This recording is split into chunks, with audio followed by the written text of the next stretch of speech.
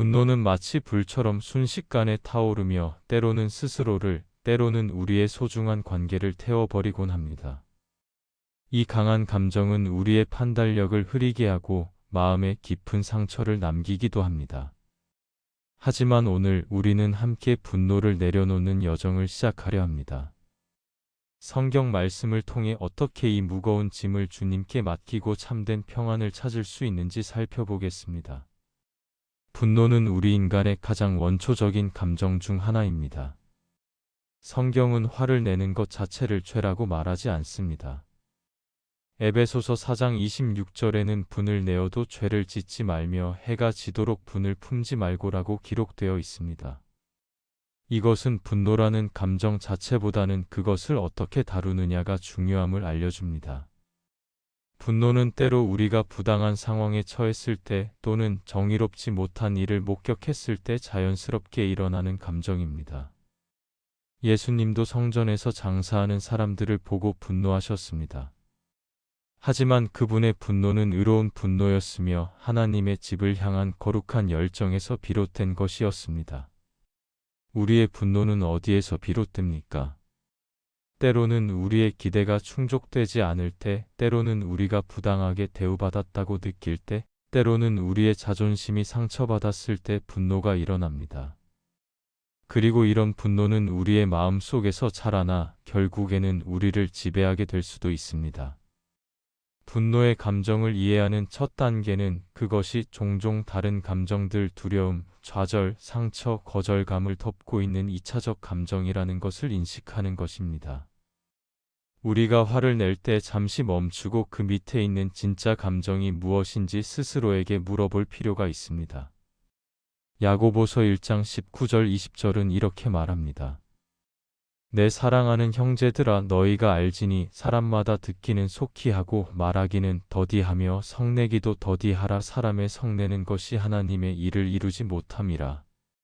이 말씀은 분노가 종종 하나님의 의를 이루는데 방해가 된다는 것을 가르쳐 줍니다. 우리의 분노는 종종 우리 자신의 이기적인 욕망이나 기대에서 비롯됩니다. 야고보서 4장 1절 2절은 이렇게 말합니다. 너희 중에 싸움이 어디로부터 다툼이 어디로부터 나느냐 너희 지체 중에서 싸우는 정욕으로부터 나는 것이 아니냐 너희가 욕심을 내어도 얻지 못하여 살인하며 시기하여도 능히 취하지 못함으로 다투고 싸우는도다. 이 말씀은 많은 분노와 갈등이 우리의 충족되지 않은 욕망에서 비롯된다는 것을 보여줍니다. 우리는 원하는 것을 얻지 못할 때 분노하게 됩니다. 그리고 그 분노는 우리의 관계를 손상시키고 우리의 마음을 어둡게 만들 수 있습니다. 분노의 본질을 이해하는 것은 그것을 건강하게 다루는 첫 단계입니다. 분노는 적신호와 같습니다. 그것은 우리에게 무언가가 잘못되었다는 것을 알려주는 신호입니다. 그러나 그 신호에 어떻게 반응할지는 우리의 선택입니다. 잠언 14장 29절은 노하기를 더디하는 자는 크게 명철하여도 마음이 조급한 자는 어리석음을 나타내느니라 라고 말합니다. 이것은 분노를 억제하고 인내하는 것이 지혜의 표시라는 것을 가르쳐 줍니다. 분노를 내려놓기 위해서는 먼저 그것을 인정하고 받아들여야 합니다. 우리는 종종 화가 났다는 사실을 부정하거나 그것을 다른 방식으로 표현하기도 합니다. 침묵, 비판, 비꼼, 거리두기 등으로 말입니다. 하지만 첫 단계는 자신의 감정을 정직하게 인정하는 것입니다. 그리고 나서 우리는 그 분노의 원인을 이해하려고 노력해야 합니다. 무엇이 우리를 그렇게 화나게 했습니까? 정말로 화가 난 이유는 무엇입니까? 그 상황에서 위협받거나 거절당했다고 느꼈습니까? 아니면 단순히 우리의 자존심이 상한 것인가요? 분노의 본질을 이해할 때 우리는 그것을 더 건강한 방식으로 다룰 수 있게 됩니다. 그리고 성경은 우리에게 분노를 다루는 지혜로운 방법들을 제시합니다. 우리는 종종 분노가 우리를 지배하도록 허용합니다. 그러나 에베소서 4장 27절은 마귀에게 틈을 주지 말라고 경고합니다. 통제되지 않은 분노는 마귀에게 우리의 삶에 들어올 수 있는 문을 열어줄 수 있습니다. 하지만 좋은 소식은 우리가 혼자가 아니라는 것입니다. 하나님은 우리에게 그분의 도움과 힘을 주시기를 원하십니다. 시편 37편 8절에서 9절은 이렇게 말합니다. 분을 그치고 노를 버리며 불평하지 말라. 오히려 행악하게 되나니 대저 행악하는 자는 끊어질 것이나 여호와를 기대하는 자는 땅을 차지하리로다. 이 말씀은 분노를 버리고 하나님을 신뢰할 때 우리에게 축복이 임할 것을 약속합니다. 분노를 내려놓는 것은 쉽지 않은 일입니다. 그러나 하나님의 도움으로 그리고 성경의 지혜를 따름으로써 우리는 분노를 건강하게 다루고 내려놓을 수 있습니다. 분노의 본질을 이해하는 것은 우리가 그것을 내려놓는 여정의 첫 단계입니다. 그리고 이 여정에서 우리는 혼자가 아닙니다. 하나님께서 우리와 함께 하시며 그분의 말씀이 우리에게 지혜와 인도하심을 제공합니다. 성경에서 기록된 첫 번째 분노의 이야기는 가인과 아벨의 이야기입니다. 창세기 4장은 인류 역사상 첫 살인 사건을 기록하고 있으며 그 뿌리에는 통제되지 않은 분노가 있었습니다. 창세기 4장 3절에서 5절을 보면 세월이 지난 후에 가인은 땅의 소산으로 제물을 삼아 여호와께 드렸고 아벨은 자기도 양의 첫 새끼와 그 기름으로 드렸더니 여호와께서 아벨과 그의 제물은 받으셨으나 가인과 그의 제물은 받지 아니하신지라. 가인이 몹시 분하여 안색이 변하니라고 기록되어 있습니다. 가인의 분노는 어디에서 비롯되었을까요? 하나님께서 그의 제물을 받지 않으셨기 때문입니다. 그러나 더 깊이 들여다보면 가인의 분노는 자신의 제물이 거절당했다는 사실 자체보다는 그의 동생 아벨의 제물은 받아들여졌다는 사실에서 비롯된 것일 수 있습니다. 이것은 시기와 질투의 감정이 분노로 표출된 것입니다. 하나님께서는 가인의 분노를 보시고 그에게 경고하셨습니다. 창세기 4장 6절에서 7절은 여호와께서 가인에게 이르시되 네가 분하여 함은 어찌됨이며 안색이 변함은 어찌됨이냐? 네가 선을 행하면 어찌 낯을 들지 못하겠느냐? 선을 행하지 아니하면 죄가 문에 엎드려 있나니 죄가 너를 원하나 너는 죄를 다스릴지니라 라고 기록되어 있습니다. 이 말씀에서 우리는 중요한 진리를 발견합니다. 하나님께서는 가인의 분노 자체를 꾸짖지 않으셨습니다. 대신 그 분노를 어떻게 다룰 것인지에 대해 경고하셨습니다. 죄가 문에 엎드려 있나니 이것은 분노 그 자체는 죄가 아니지만 통제되지 않은 분노는 죄로 이어질 수 있다는 것을 의미합니다. 그러나 가인은 하나님의 경고를 듣지 않았습니다. 창세기 4장 8절은 가인이 그의 아우 아벨에게 말하고 그들이 들에 있을 때에 가인이 그의 아우 아벨을 쳐 죽이니라 라고 기록하고 있습니다. 가인은 자신의 분노를 통제하지 못했고 결국 그것은 역사상 첫 살인으로 이어졌습니다. 이 이야기에서 우리는 통제되지 않은 분노의 위험성을 명확히 볼 수 있습니다. 분노는 우리의 판단력을 흐리게 하고 우리가 평소에는 결코 하지 않을 행동을 하게 만들 수 있습니다. 잠언 29장 22절은 노하는 자는 다툼을 일으키고 분하기를 잘하는 자는 범죄함이 많으니라 라고 말합니다. 가인의 이야기는 또한 우리에게 분노를 다루는 방법에 대한 중요한 교훈을 줍니다. 하나님께서는 가인에게 네가 선을 행하면 어찌 낯을 들지 못하겠느냐라고 말씀하셨습니다. 이것은 분노에 대한 해결책이 선을 행하는 것에 있다는 것을 의미합니다. 우리가 분노를 느낄 때 그것을 파괴적인 행동으로 표출하는 대신 선한 행동으로 전환할 수 있습니다. 로마서 12장 21절은 악에게 지지 말고 선으로 악을 이기라고 가르칩니다. 이것은 가인이 따랐어야 할 원칙이며 우리도 마찬가지입니다. 우리가 분노를 느낄 때 그것을 파괴적인 방식으로 표출하는 대신 우리는 선을 행함으로써 그 분노를 변화시킬 수 있습니다. 또한 가인의 이야기는 우리에게 분노의 뿌리에 대해 생각해 보게 합니다. 가인의 분노는 시기와 질투에서 비롯되었습니다. 그는 자신의 동생이 자신보다 더 좋은 평가를 받는 것을 견딜 수 없었습니다. 이런 종류의 비교와 경쟁 의식은 종종 심각한 분노와 갈등을 일으킵니다. 야고보서 3장 16절은 시기와 다툼이 있는 곳에는 혼란과 모든 악한 일이 있음이라라고 말합니다. 시기와 질투는 분노의 흔한 원인이며 이것들은 종종 파괴적인 결과로 이어집니다. 가인의 이야기에서 우리는 또한 하나님께서 분노한 사람을 어떻게 대하시는지도 볼 수 있습니다. 하나님께서는 가인을 즉시 처벌하지 않으셨습니다. 대신 그에게 경고하시고 그가 자신의 분노를 다스릴 기회를 주셨습니다. 이것은 하나님의 인내와 자비를 보여줍니다.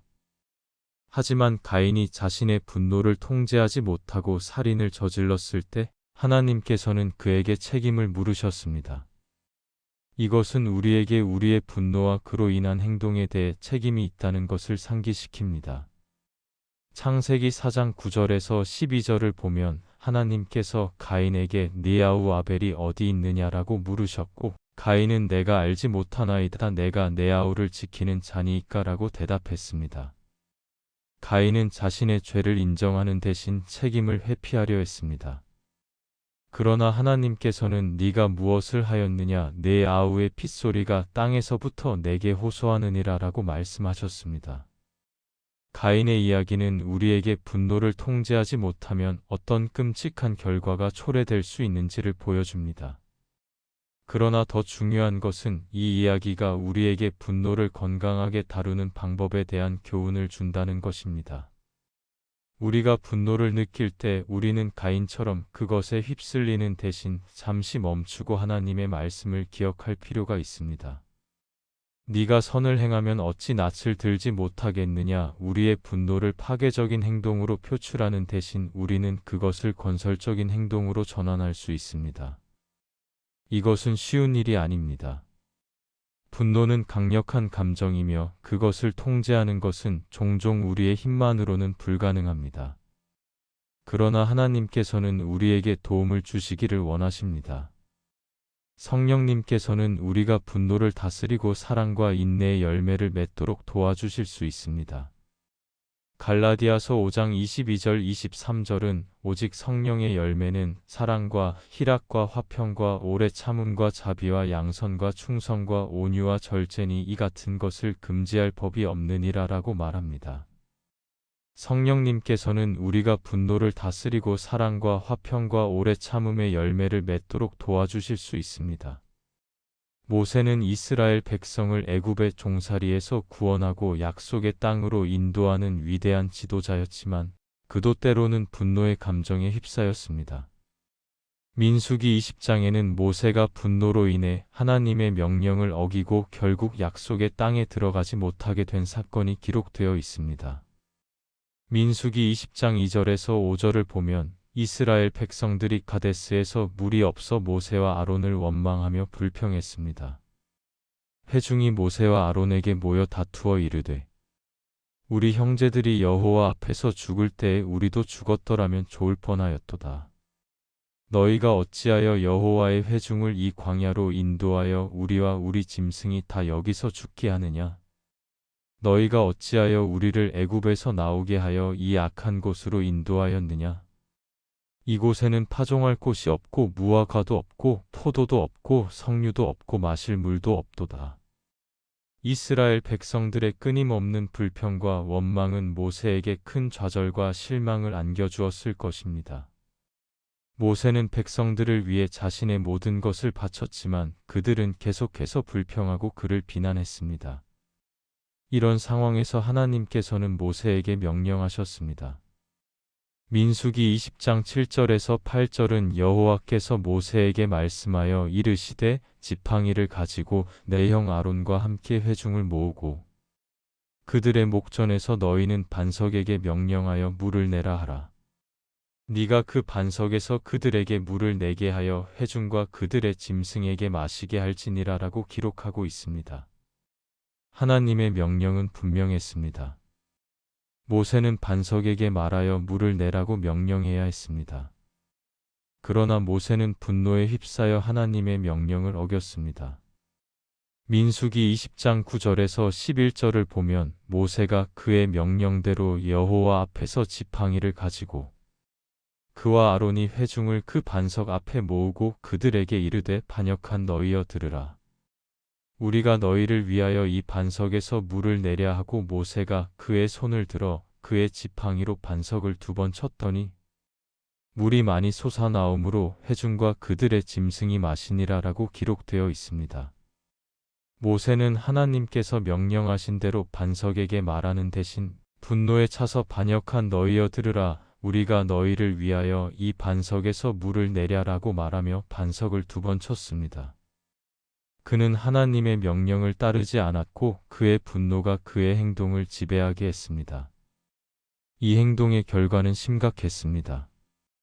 민수기 20장 12절에는 여호와께서 모세와 아론에게 이르시되 너희가 나를 믿지 아니하고 이스라엘 자손의 목전에서 내 거룩함을 나타내지 아니한 고로 너희는 이 회중을 내가 그들에게 준 땅으로 인도하여 드리지 못하리라 하시니라라고 기록되어 있습니다.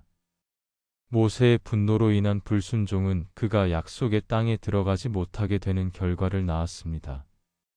이것은 우리에게 통제되지 않은 분노가 얼마나 심각한 결과를 초래할 수 있는지를 보여줍니다.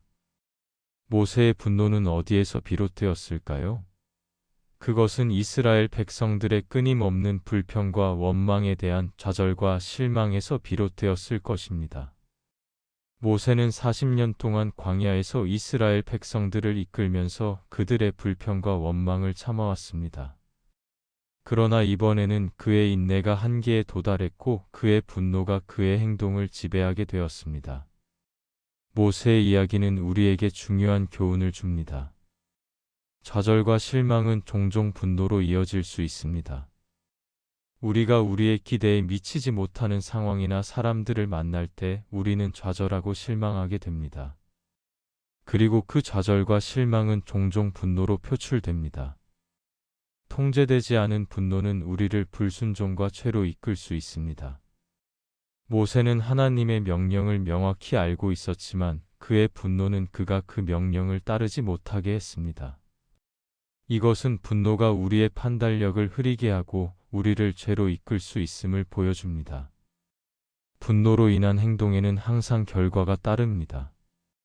모세의 경우 그의 분노로 인한 불순종은 그가 약속의 땅에 들어가지 못하게 되는 심각한 결과를 낳았습니다. 이것은 우리에게 우리의 분노와 그로 인한 행동에 대해 책임이 있다는 것을 상기시킵니다. 그렇다면 우리는 모세의 이야기에서 어떤 교훈을 얻을 수 있을까요? 우리는 좌절과 실망이 분노로 이어질 수 있음을 인식하고 그런 감정들을 건강하게 다루는 방법을 배워야 합니다. 우리는 또한 분노가 우리의 판단력을 흐리게 하고 우리를 죄로 이끌 수 있음을 인식하고 분노를 느낄 때 잠시 멈추고 하나님의 말씀과 인도하심을 구할 필요가 있습니다.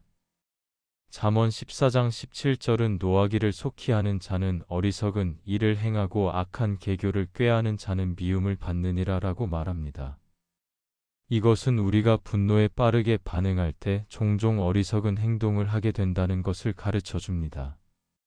반면에 잠언 16장 32절은 노하기를 더디하는 자는 용사보다 낫고 자기의 마음을 다스리는 자는 성을 빼앗는 자보다 나으니라라고 말합니다. 이것은 분노를 통제하는 것이 큰 힘과 용기를 필요로 하는 일이며 그것은 전쟁에서 승리하는 것보다 더 가치 있는 일이라는 것을 가르쳐 줍니다. 모세의 이야기는 또한 우리에게 하나님의 자비와 은혜를 보여줍니다. 비록 모세는 약속의 땅에 들어가지 못했지만 하나님께서는 그를 완전히 버리지 않으셨습니다. 신명기 34장에 기록된 바와 같이 하나님께서는 모세에게 약속의 땅을 볼 수 있는 특권을 주셨고 그의 죽음 후에도 그를 친히 장사하셨습니다.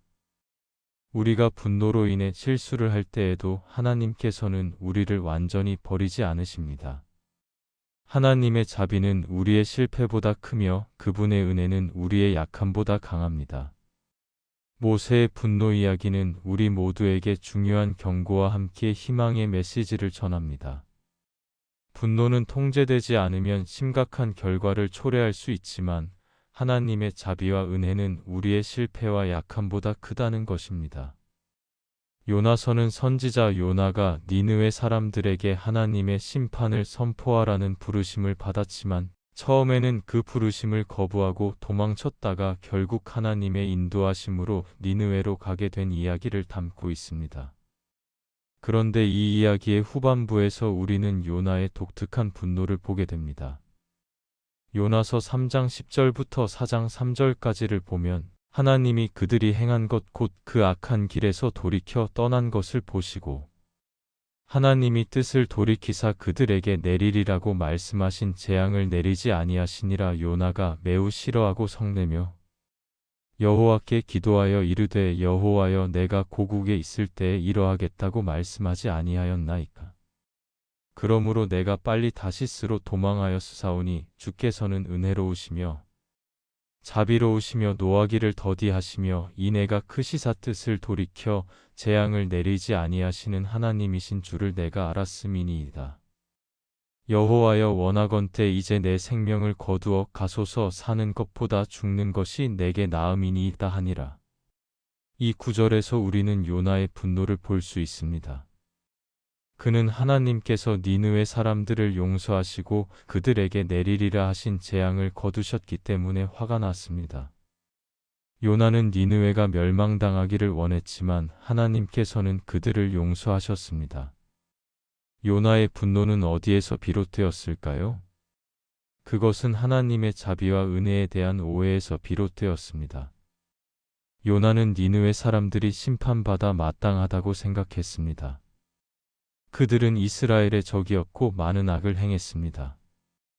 요나의 관점에서는 그들은 하나님의 자비를 받을 자격이 없었습니다. 그러나 하나님의 관점은 달랐습니다. 하나님께서는 니느웨 사람들도 사랑하셨고 그들이 회개했을 때 그들을 용서하기를 원하셨습니다. 요나서 4장 11절에서 하나님께서는 요나에게 이렇게 말씀하셨습니다. 하물며 이 큰 성읍 니느웨에는 좌우를 분별하지 못하는 자가 12만여 명이요 가축도 많이 있나니 내가 어찌 아끼지 아니하겠느냐 하시니라. 요나의 분노는 그가 하나님의 자비와 은혜를 제한하려 했기 때문에 일어났습니다. 그는 하나님께서 이스라엘만 사랑하시고 다른 민족들은 심판하시기를 원했습니다. 하지만 하나님의 사랑과 자비는 모든 사람을 향합니다. 요한복음 3장 16절은 하나님이 세상을 이처럼 사랑하사 독생자를 주셨으니 이는 그를 믿는 자마다 멸망하지 않고 영생을 얻게 하려 하심이라라고 말합니다. 하나님의 사랑은 모든 사람을 향합니다. 그리고 하나님께서는 모든 사람이 회개하고 구원받기를 원하십니다. 요나의 이야기는 우리에게 중요한 교훈을 줍니다. 분노는 종종 우리의 기대와 현실 사이의 불일치에서 비롯됩니다. 요나는 니느웨가 멸망당하기를 기대했지만 현실은 하나님께서 그들을 용서하셨다는 것이었습니다. 이 불일치가 요나의 분노를 일으켰습니다. 분노는 종종 우리의 편협한 관점에서 비롯됩니다. 요나는 하나님의 자비가 이스라엘에게만 제한되어야 한다고 생각했습니다. 그는 하나님의 사랑이 모든 사람을 향한다는 것을 이해하지 못했습니다. 하나님께서는 우리의 분노와 오해를 인내하시며 우리를 인도하십니다. 하나님께서는 요나의 분노에 대해 인내하셨고 그에게 교훈을 주셨습니다. 하나님께서는 박넝쿨을 통해 요나에게 중요한 교훈을 가르치셨습니다. 요나서 4장 5절에서 11절을 보면 하나님께서는 요나가 더위를 피할 수 있도록 박넝쿨을 자라게 하셨다가 그 다음날 그것을 시들게 하셨습니다. 요나는 박넝쿨이 시들어 죽은 것에 대해 화가 났습니다. 그때 하나님께서는 요나에게 이렇게 말씀하셨습니다. 네가 수고도 아니하였고 재배도 아니하였고 하룻밤에 났다가 하룻밤에 말라버린 이 박넝쿨을 네가 아꼈거든. 하물며 이 큰 성읍 니느웨에는 좌우를 분별하지 못하는 자가 12만여 명이요 가축도 많이 있나니 내가 어찌 아끼지 아니하겠느냐. 이 말씀을 통해 하나님께서는 요나에게 중요한 교훈을 가르치셨습니다. 요나가 자신이 수고하지도 않은 박넝쿨을 아꼈다면 하나님께서는 당연히 니느웨 사람들을 아끼실 것입니다. 이것은 하나님의 사랑과 자비가 얼마나 크고 넓은지를 보여줍니다. 요나의 이야기는 우리에게 우리의 분노가 종종 하나님의 관점을 제한하려는 우리의 시도에서 비롯된다는 것을 보여줍니다. 우리는 종종 하나님께서 우리의 방식대로 행동하시기를 원합니다. 그리고 하나님께서 우리의 기대에 부응하지 않으실 때 우리는 분노하게 됩니다. 하지만 하나님의 생각은 우리의 생각보다 높고 그분의 길은 우리의 길보다 높습니다. 이사야 55장 9절. 우리는 하나님의 지혜와 사랑을 완전히 이해할 수 없습니다. 그러나 우리는 하나님께서 항상 최선을 행하신다는 것을 신뢰할 수 있습니다. 요나의 이야기는 또한 우리에게 하나님의 인내와 교육적인 방법을 보여줍니다. 하나님께서는 요나의 분노에 대해 즉시 그를 처벌하지 않으셨습니다. 대신 하나님께서는 박넝쿨을 통해 요나에게 중요한 교훈을 가르치셨습니다. 이것은 하나님께서 종종 우리의 삶의 경험을 통해 우리에게 교훈을 가르치신다는 것을 보여줍니다. 마찬가지로 하나님께서는 우리의 분노와 오해를 인내하시며 우리에게 교훈을 가르치십니다. 그분은 우리가 그분의 사랑과 자비의 크기를 더 잘 이해하도록 도와주십니다. 요나의 이야기는 미완성으로 끝납니다. 우리는 요나가 하나님의 교훈을 받아들였는지 아니면 그의 분노를 계속 붙들고 있었는지 알 수 없습니다. 이것은 우리에게 선택권이 있다는 것을 상기시킵니다. 우리는 우리의 분노와 오해를 붙들고 있을 수도 있고 또는 우리는 하나님의 더 큰 관점을 받아들이고 우리의 분노를 내려놓을 수도 있습니다. 다윗은 성경에서 가장 위대한 지도자 중 한 사람이었지만 그도 역시 분노의 감정과 싸워야 했습니다. 그러나 다윗은 종종 그의 분노를 하나님께 맡기는 지혜를 보여주었습니다.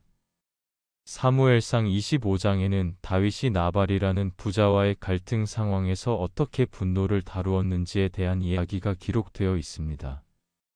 다윗과 그의 군사들은 나발의 양과 목자들을 보호해 주었지만 다윗이 그에게 보답을 요청했을 때 나발은 무례하게 거절했습니다. 사무엘상 25장 10절 11절을 보면 나발은 다윗의 사자들에게 이렇게 말했습니다.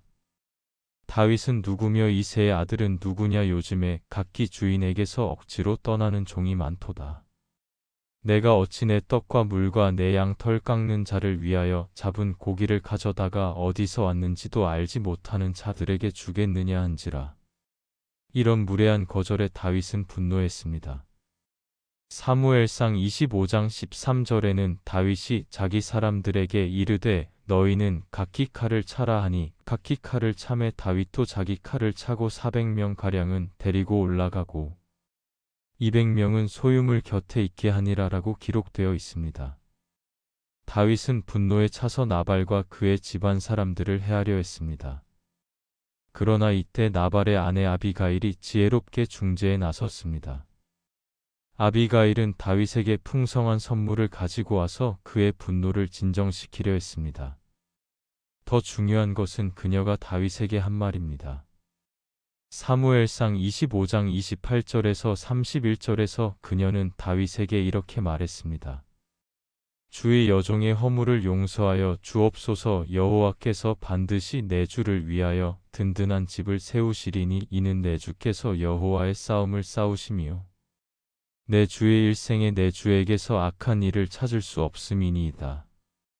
여호와께서 내 주에게 하신 말씀대로 모든 선을 내 주에게 행하사 내 주를 이스라엘의 지도자로 세우실 때에 내 주께서 무죄한 피를 흘리셨다든지 내 주께서 친히 보복하셨다든지 함으로 말미암아 슬퍼하실 것도 없고 내 주의 마음에 걸리는 것도 없으시리니 여호와께서 내 주를 후대하실 때에 원하건대 내 주의 여종을 생각하소서 하니라. 아비가일은 다윗에게 그가 하나님의 싸움을 싸우는 사람이며 그가 자신의 손으로 보복하면 그것이 그의 마음에 걸리는 것이 될 것이라고 상기시켰습니다. 그녀는 다윗에게 보복은 하나님께 맡기라고 권면했습니다. 다윗은 아비가일의 지혜로운 말을 받아들였습니다. 사무엘상 25장 32절 33절에는 다윗이 아비가일에게 이르되 오늘 너를 보내어 나를 영접하게 하신 이스라엘의 하나님 여호와를 찬송할지로다. 또 내 지혜를 칭찬할지며 또 내게 복이 있을지로다. 오늘 내가 피를 흘릴 것과 친히 복수하는 것을 내가 막았느니라라고 기록되어 있습니다. 다윗은 아비가일을 통해 하나님께서 그를 막으신 것에 감사했습니다. 그는 자신의 분노를 하나님께 맡기는 지혜를 보여주었습니다. 이 이야기의 결말은 흥미롭습니다. 사무엘상 25장 36절에서 38절을 보면 아비가일이 나발에게 돌아갔을 때 그는 술에 취해 있었고 그녀는 아침까지 아무 말도 하지 않았습니다. 아침에 나발이 술에서 깨어났을 때 아비가일은 그에게 일어난 일을 모두 말했고 나발은 충격을 받아 그의 마음이 그의 안에서 죽어 돌과 같이 되었습니다. 약 열흘 후에 여호와께서 나발을 치셔서 그가 죽었습니다. 이것은 다윗이 자신의 분노를 하나님께 맡겼을 때 하나님께서 직접 상황을 처리하셨다는 것을 보여줍니다. 다윗은 자신의 손으로 보복하는 대신 하나님께서 공의를 행하시도록 맡겼습니다. 다윗의 이런 태도는 그의 시편에서도 자주 볼 수 있습니다. 시편 37편 7절에서 9절에서 다윗은 이렇게 노래합니다.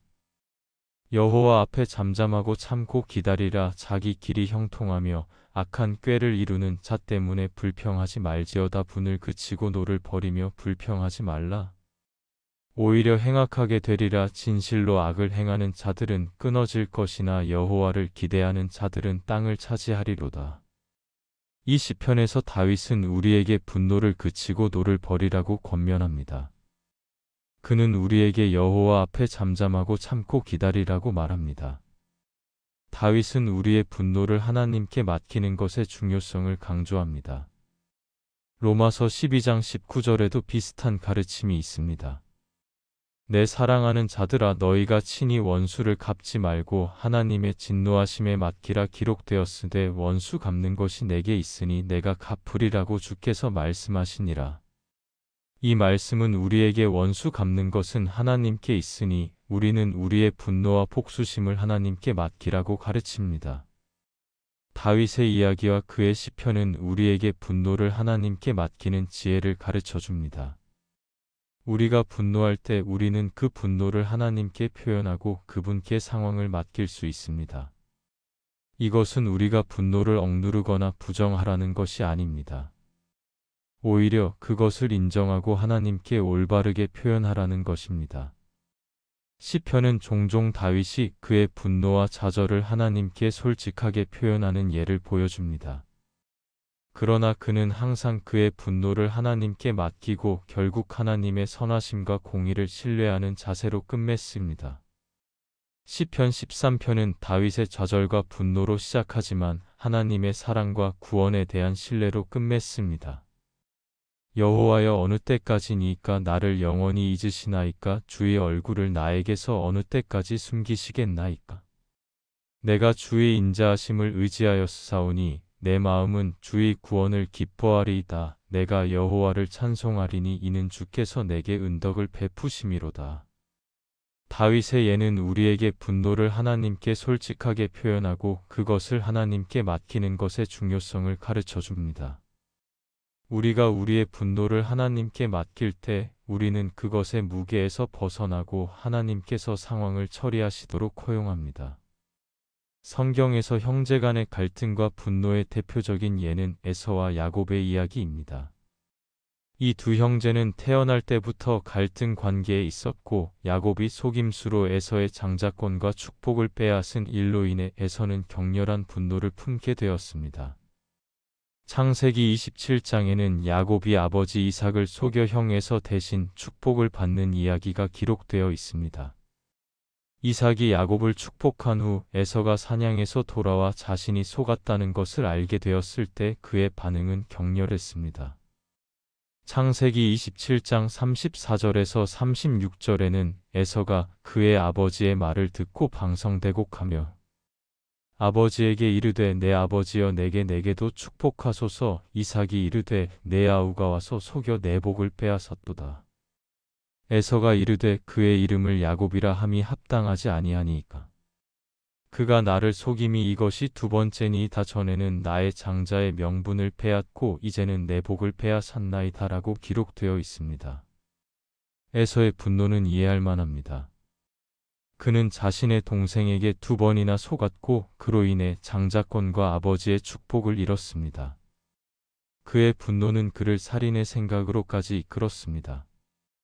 창세기 27장 41절에는 에서가 그의 아버지가 야곱에게 축복한 그 축복으로 말미암아 야곱을 미워하여 심중에 이르기를 아버지를 곡할 때가 가까웠은즉 내가 내 아우 야곱을 죽이리라 하였더니라고 기록되어 있습니다. 에서는 그의 분노가 너무 컸기 때문에 아버지가 죽은 후에 동생을 죽이려는 계획을 세웠습니다. 이것은 분노가 얼마나 위험한 감정이 될 수 있는지를 보여줍니다. 통제되지 않은 분노는 종종 폭력적인 생각과 행동으로 이어집니다. 야곱은 형의 분노를 피해 외삼촌 라반의 집으로 도망쳤습니다. 그는 그곳에서 20년을 보냈고 그동안 그는 결혼하고 자녀들을 낳았으며 많은 재산을 모았습니다. 20년 후 야곱은 고향으로 돌아가기로 결정했습니다. 그러나 그는 여전히 형 에서의 분노를 두려워했습니다. 창세기 32장에는 야곱이 에서를 만나기 전에 어떻게 준비했는지가 기록되어 있습니다. 야곱은 먼저 에서에게 선물을 보냈습니다. 창세기 32장 13절에서 15절에는 야곱이 그날 밤을 거기서 보내고 그 소유 중에서 형 에서를 위하여 예물을 택하니 암염소가 200이요. 수염소가 22호, 암양이 200이요, 수양이 22호, 전나는 낙타 30과 그 새끼요, 암소가 42호, 황소가 10이요, 암나귀가 22호, 그 새끼나 귀가 10이라라고 기록되어 있습니다. 야곱은 또한 하나님께 기도했습니다. 창세기 32장 9절에서 12절에는 야곱의 기도가 기록되어 있습니다. 야곱이 또 이르되 내 조부 아브라함의 하나님, 내 아버지 이삭의 하나님 여호와여 주께서 전에 내게 명하시기를 내 고향 내 족속에게로 돌아가라 내가 내게 은혜를 베풀리라 하셨나이다. 나는 주께서 주의 종에게 베푸신 모든 은총과 모든 진실하심을 조금이라도 감당할 수 없사오나 내가 내 지팡이만 가지고 이 요단을 건넜더니 지금은 두 때나 이루었나이다. 내가 주께 간구하오니 내 형의 손에서 에서의 손에서 나를 건져내시옵소서. 내가 그를 두려워함은 그가 와서 나와 내 처자들을 칠까 겁이 나기 때문이니이다. 주께서 말씀하시기를 내가 반드시 내게 은혜를 베풀어 내 씨로 바다에 셀 수 없는 모래와 같이 많게 하리라 하셨나이다. 야곱은 그의 두려움과 형의 분노에 대한 걱정을 하나님께 솔직하게 표현했습니다. 그는 하나님의 보호와 인도하심을 구했습니다. 결국 야곱과 에서의 재회는 예상치 못한 방식으로 이루어졌습니다. 창세기 33장 4절에는 에서가 달려와서 그를 맞이하여 안고 목을 어금맞추어 그와 입맞추고 피차우니라라고 기록되어 있습니다. 에서는 야곱에게 분노를 품은 대신 그를 용서하고 사랑으로 맞이했습니다. 이것은 시간과 하나님의 역사하심이 어떻게 가장 깊은 분노와 원한도 치유할 수 있는지를 보여줍니다. 에서와 야곱의 이야기는 우리에게 형제간의 분노와 그 해결에 대한 중요한 교훈을 줍니다. 분노는 종종 속임과 부당함에서 비롯됩니다. 에서의 분노는 야곱이 그를 속여 장자권과 축복을 빼앗았기 때문에 일어났습니다. 이것은 우리가 부당하게 대우받았다고 느낄 때 분노가 일어날 수 있음을 보여줍니다. 통제되지 않은 분노는 파괴적인 생각과 행동으로 이어질 수 있습니다. 에서는 너무 화가 나서 동생을 죽이려는 생각까지 했습니다. 이것은 분노가 얼마나 위험한 감정이 될 수 있는지를 보여줍니다. 시간과 거리는 때로 분노를 가라앉히는 데 도움이 됩니다. 에서와 야곱 사이에 20년의 시간이 흐르면서 에서의 분노는 가라앉았습니다. 때로는 분노를 느낄 때 잠시 물러나 시간을 두는 것이 도움이 될 수 있습니다. 용서는 분노를 해결하는 열쇠입니다. 에서는 야곱을 용서했고 그로 인해 그들은 화해할 수 있었습니다. 용서는 우리를 분노의 감옥에서 해방시키고 관계를 회복시킬 수 있습니다. 야곱은 형에게 선물을 보내고 자신을 낮추며 화해의 노력을 기울였습니다.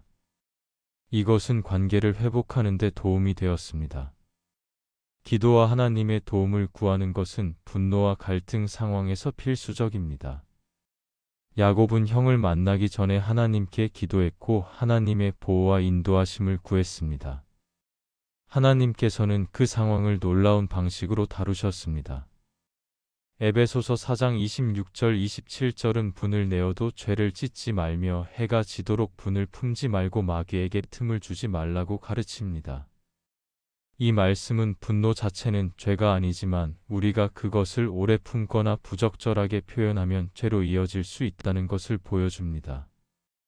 에서와 야곱의 이야기는 우리에게 분노를 건강하게 다루고 용서와 화해를 통해 관계를 회복하는 방법을 가르쳐 줍니다. 이것은 우리가 가족 관계나 다른 관계에서 분노와 갈등을 경험할 때 적용할 수 있는 귀중한 교훈입니다. 욥기는 의로운 사람 욥이 모든 것을 잃고 극심한 고통 속에서 하나님과 씨름하는 이야기를 담고 있습니다. 욥은 그의 고통 속에서 분노와 질문을 포함한 다양한 감정을 표현했습니다. 그의 예는 우리에게 고통 속에서의 정직한 감정 표현에 대해 많은 것을 가르쳐 줍니다.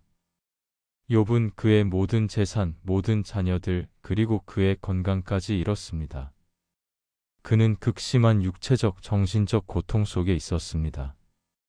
이런 상황에서 욥은 하나님께 그의 의문과 분노를 솔직하게 표현했습니다. 욥기 3장 11절에서 욥은 이렇게 말합니다. 어찌하여 내가 태에서 죽어 나오지 아니하였던가 어찌하여 내 어머니가 해산할 때에 내가 숨지지 아니하였던가. 이것은 자신의 삶에 대한 욥의 깊은 절망과 분노를 보여줍니다. 욥기 7장 11절 16절에서 욥은 더 직접적으로 그의 분노를 표현합니다. 그런즉 내가 내 입을 금하지 아니하고 내 마음의 아픔 중에 말하며 내 영혼의 괴로움 중에 원망하리라. 내가 바다니이까 바다의 용이니이까 주께서 어찌하여 나를 지키시나이까. 내가 말하기를 내 자리가 나를 위로하고 내 침상이 내 불평을 가볍게 하리라 한즉 주께서 꿈으로 나를 놀라게 하시며 환상으로 나를 두렵게 하시나이다.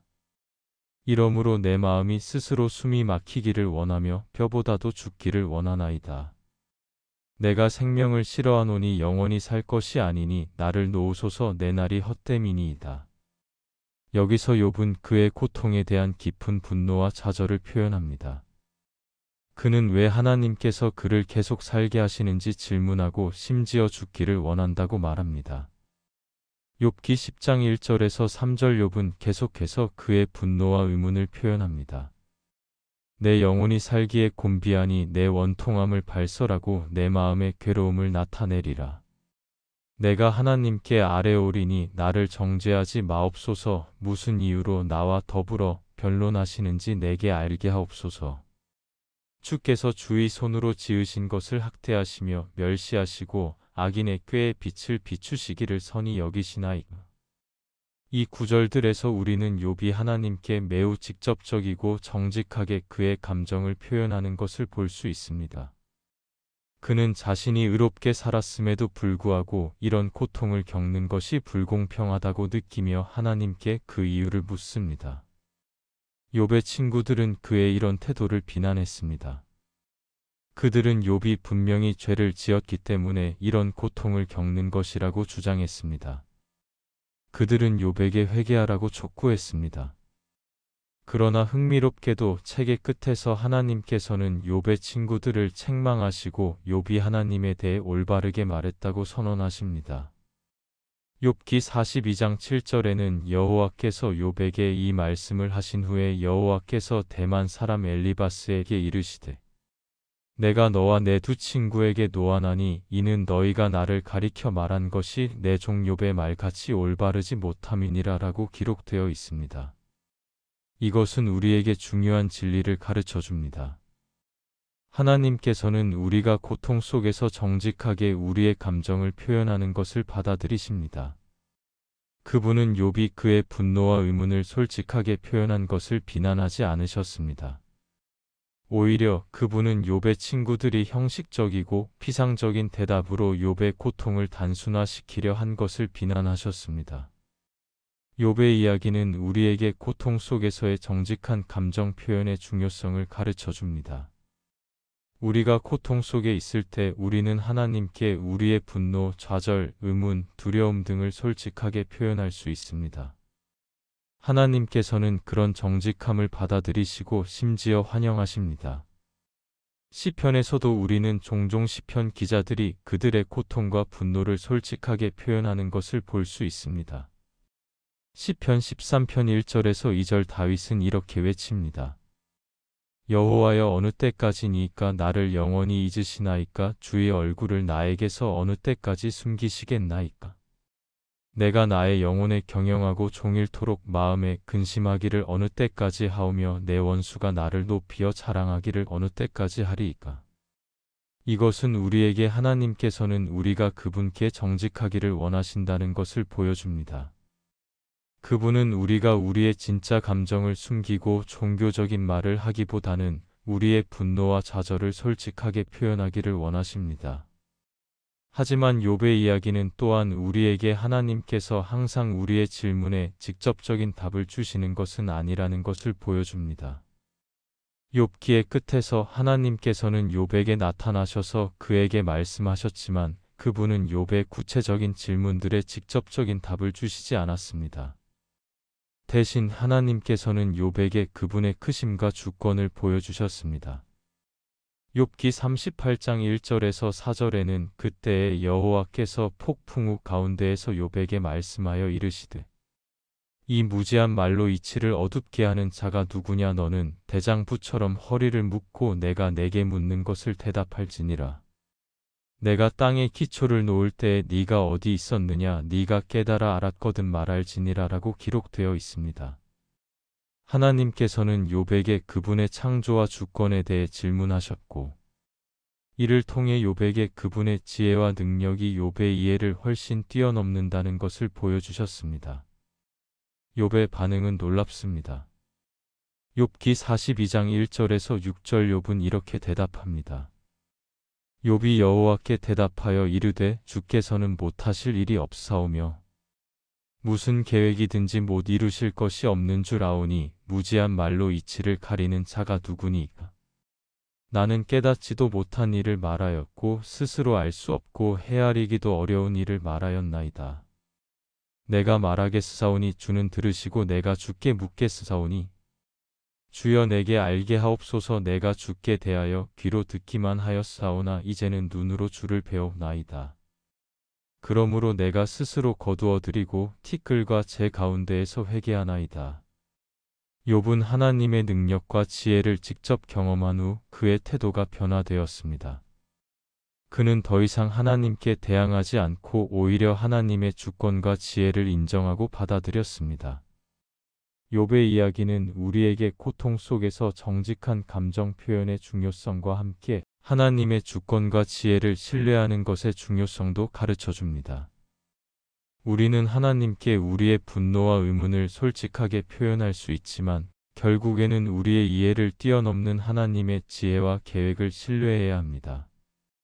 로마서 8장 28절은 우리가 알거니와 하나님을 사랑하는 자, 곧 그의 뜻대로 부르심을 입은 자들에게는 모든 것이 합력하여 선을 이루느니라 라고 말합니다. 이것은 우리가 이해할 수 없는 상황에서도 하나님께서는 모든 것을 합력하여 선을 이루시기 위해 일하고 계신다는 것을 상기시킵니다. 욥의 이야기는 우리에게 고통 속에서의 정직한 감정 표현과 하나님의 주권에 대한 신뢰 사이의 균형을 가르쳐 줍니다. 우리는 하나님께 우리의 모든 감정을 정직하게 표현할 수 있지만 결국에는 그분의 지혜와 계획을 신뢰해야 합니다.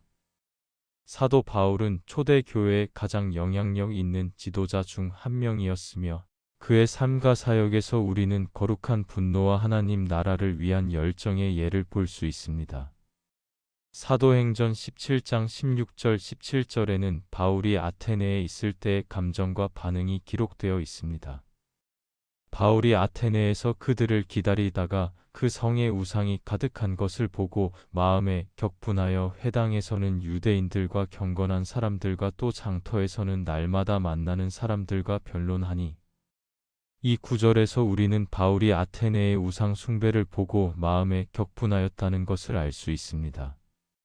이것은 바울의 거룩한 분노의 예입니다. 그는 사람들이 살아계신 참 하나님 대신 우상을 숭배하는 것을 보고 분노했습니다. 바울의 이런 거룩한 분노는 행동으로 이어졌습니다. 그는 회당과 장터에서 사람들과 복음을 나누고 변론했습니다. 그의 분노는 파괴적인 행동이 아니라 건설적인 행동으로 이어졌습니다. 갈라디아서에서도 우리는 바울의 거룩한 분노의 예를 볼 수 있습니다. 갈라디아서 1장 6절에서 9절 바울은 이렇게 말합니다. 그리스도의 은혜로 너희를 부르신 이를 이같이 속히 떠나 다른 복음을 따르는 것을 내가 이상하게 여기노라. 다른 복음은 없나니 다만 어떤 사람들이 너희를 교란하여 그리스도의 복음을 변하게 하려 함이라. 그러나 우리나 혹은 하늘로부터 온 천사라도 우리가 너희에게 전한 복음 외에 다른 복음을 전하면 저주를 받을지어다. 우리가 전에 말하였거니와 내가 지금 다시 말하노니 만일 누구든지 너희가 받은 것 외에 다른 복음을 전하면 저주를 받을지어다. 바울은 갈라디아 교회가 다른 복음을 따르고 있는 것에 대해 강한 분노를 표현하고 있습니다. 그는 그리스도의 복음을 변질시키는 것에 대해 강한 어조로 경고합니다. 바울의 이런 거룩한 분노는 그의 하나님 나라를 위한 열정에서 비롯되었습니다.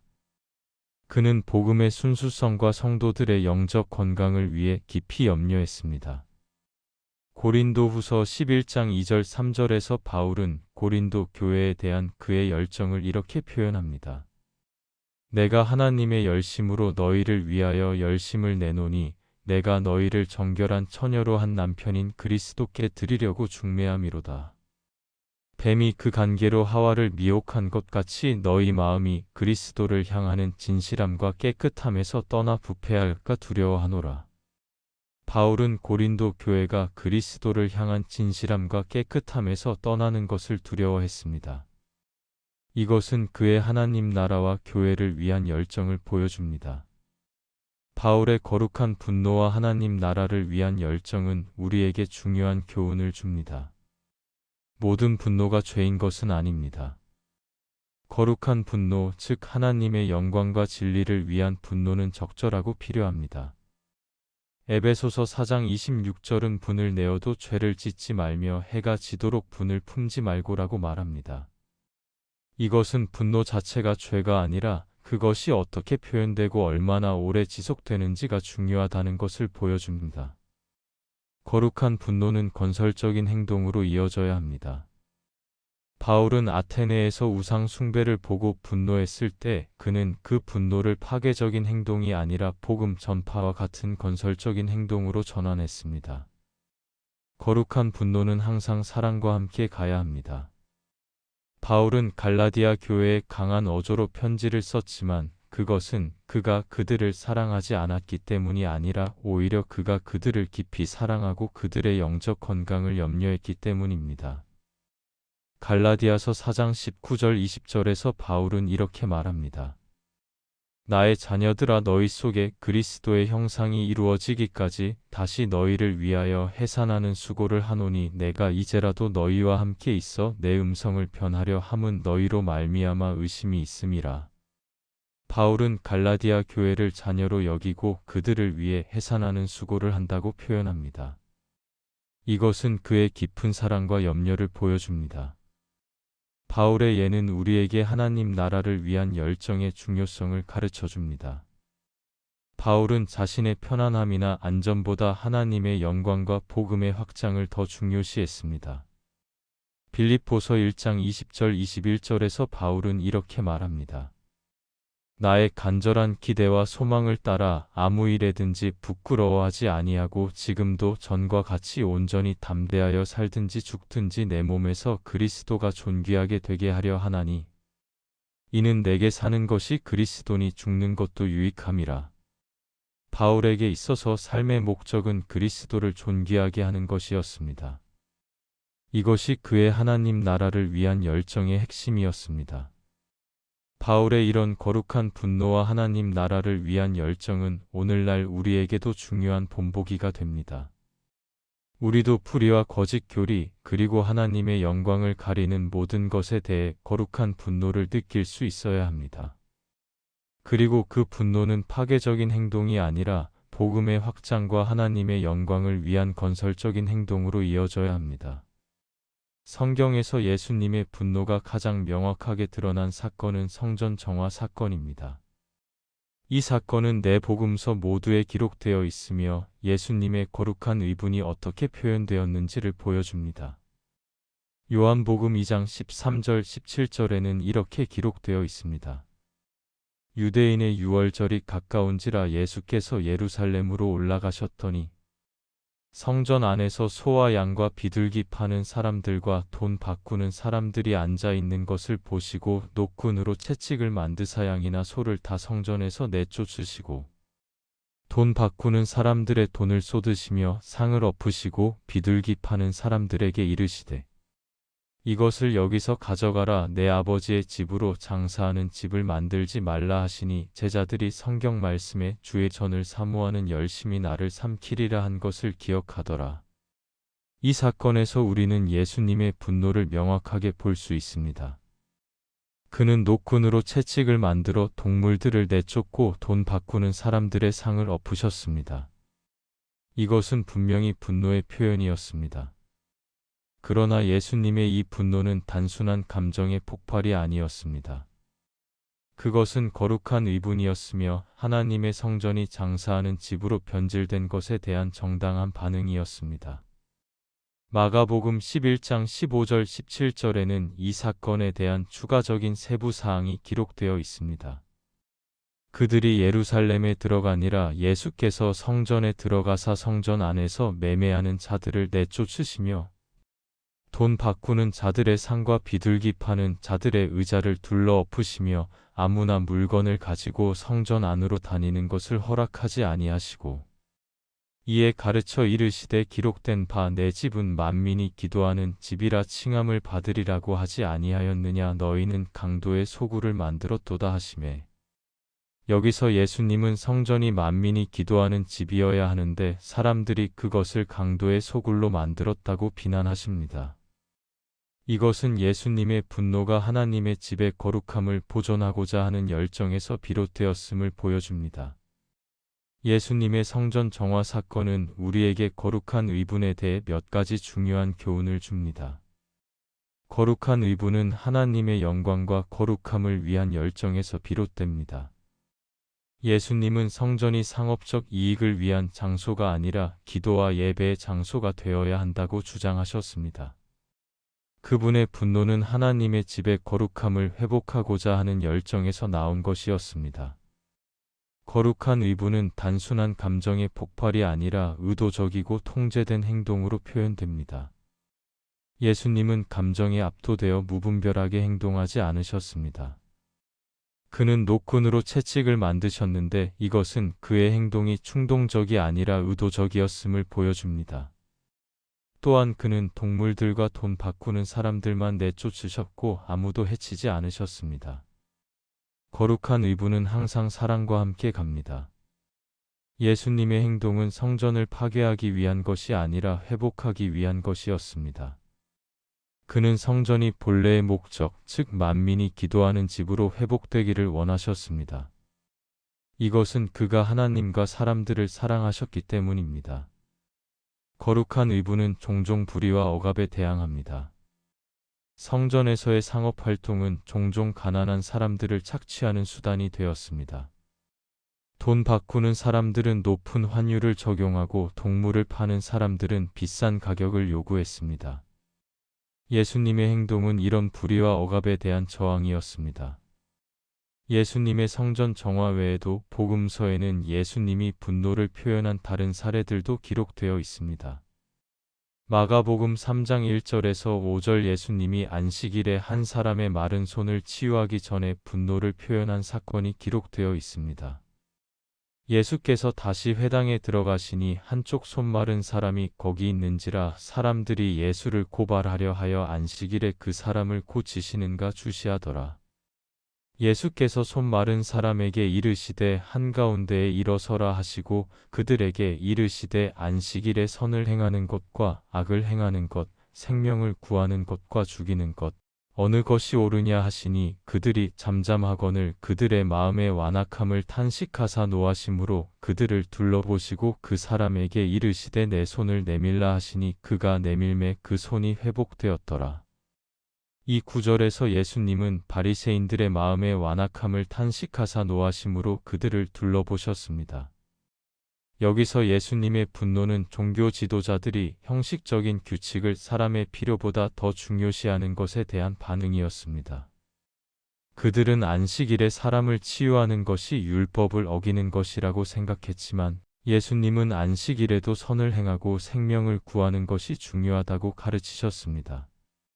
마태복음 23장에서는 예수님이 서기관들과 바리새인들의 위선을 강하게 비난하는 모습을 볼 수 있습니다. 그는 그들을 외식하는 자들이라고 부르시며 여러 차례 화 있을 진저라는 표현을 사용하셨습니다. 이것은 그들의 위선과 영적 교만에 대한 예수님의 강한 분노와 비난을 보여줍니다. 예수님의 이런 분노의 표현들은 우리에게 중요한 교훈을 줍니다. 그의 분노는 항상 정의롭고 사랑에 기반하며 회복을 목적으로 했습니다. 그것은 단순한 감정의 폭발이 아니라 하나님의 영광과 사람들의 복지를 위한 열정에서 비롯된 것이었습니다. 예수님의 예는 우리에게 분노가 항상 죄인 것은 아니라는 것을 가르쳐 줍니다.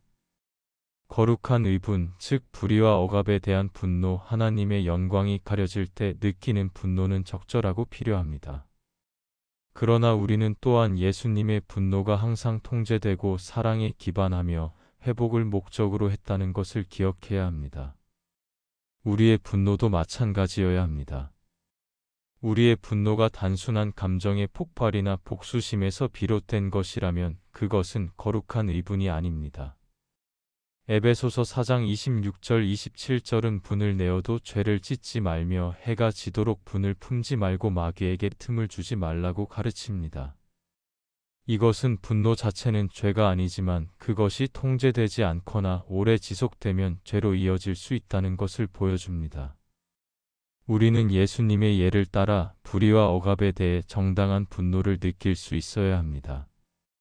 그러나 우리는 또한 그 분노를 건설적인 방식으로 표현하고 그것이 복수심이나 미움으로 이어지지 않도록 주의해야 합니다. 야고보서 1장 19절 20절은 내 사랑하는 형제들아 너희가 알지니 사람마다 듣기는 속히 하고 말하기는 더디하며 성내기도 더디하라 사람의 성내는 것이 하나님의 일을 이루지 못함이라고 가르칩니다. 이것은 우리가 분노를 표현하기 전에 신중해야 한다는 것을 상기시킵니다. 예수님의 거룩한 의분은 하나님의 영광과 사람들의 복지를 위한 열정에서 비롯되었습니다. 우리도 그와 같은 열정을 가지고 우리의 분노를 건설적이고 회복적인 방식으로 표현할 수 있기를 바랍니다. 분노는 종종 더 깊은 감정과 상처를 숨기고 있는 2차적 감정입니다. 분노를 내려놓기 위해서는 그 분노 뒤에 있는 상처를 이해하고 치유하는 과정이 필요합니다. 잠언 14장 29절은 노하기를 더디하는 자는 크게 명철하여도 마음이 조급한 자는 어리석음을 나타내느니라 라고 말합니다. 이 구절은 우리가 분노에 즉각적으로 반응하기보다는 그 감정의 근원을 이해하기 위해 시간을 갖는 것의 중요성을 가르쳐 줍니다. 분노 뒤에는 다양한 감정과 상처가 있을 수 있습니다. 예를 들어 거절감, 배신감, 두려움, 수치심, 무력감 등이 있습니다.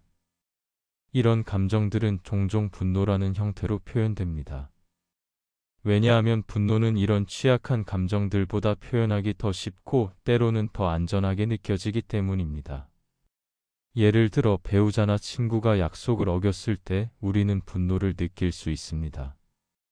그러나 그 분노 뒤에는 종종 배신감이나 거절감과 같은 더 깊은 감정이 있습니다.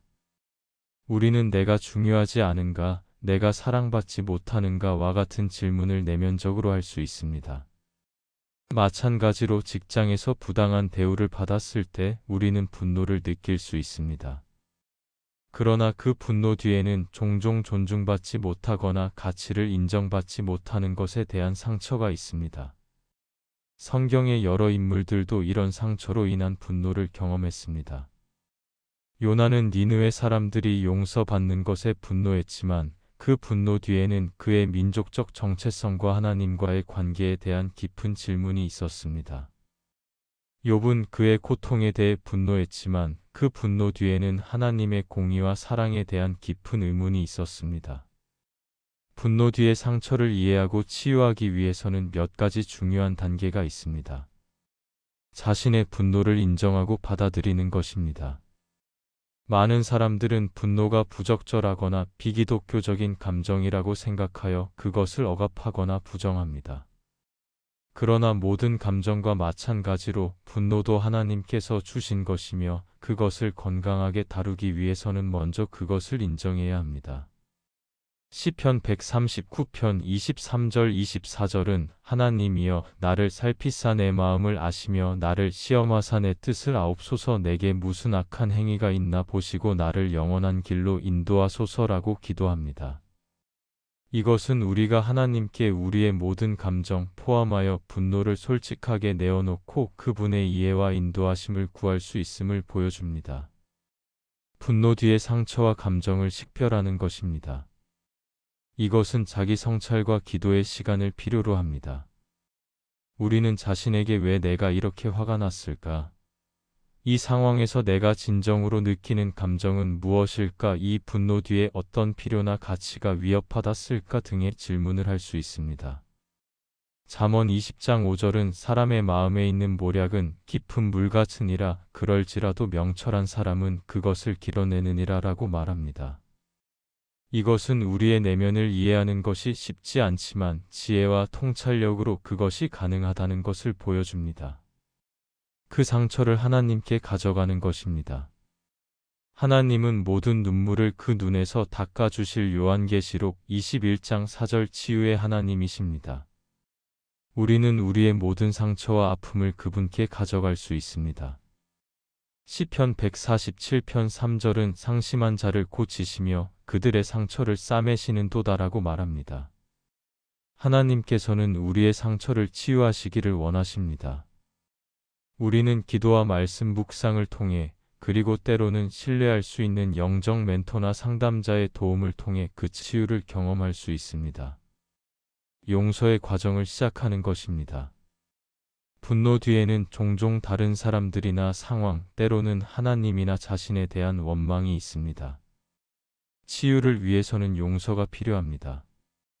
마태복음 6장 14절 15절에서 예수님은 너희가 사람의 잘못을 용서하면 너희 하늘 아버지께서도 너희 잘못을 용서하시려니와 너희가 사람의 잘못을 용서하지 아니하면 너희 아버지께서도 너희 잘못을 용서하지 아니하시리라 라고 말씀하셨습니다.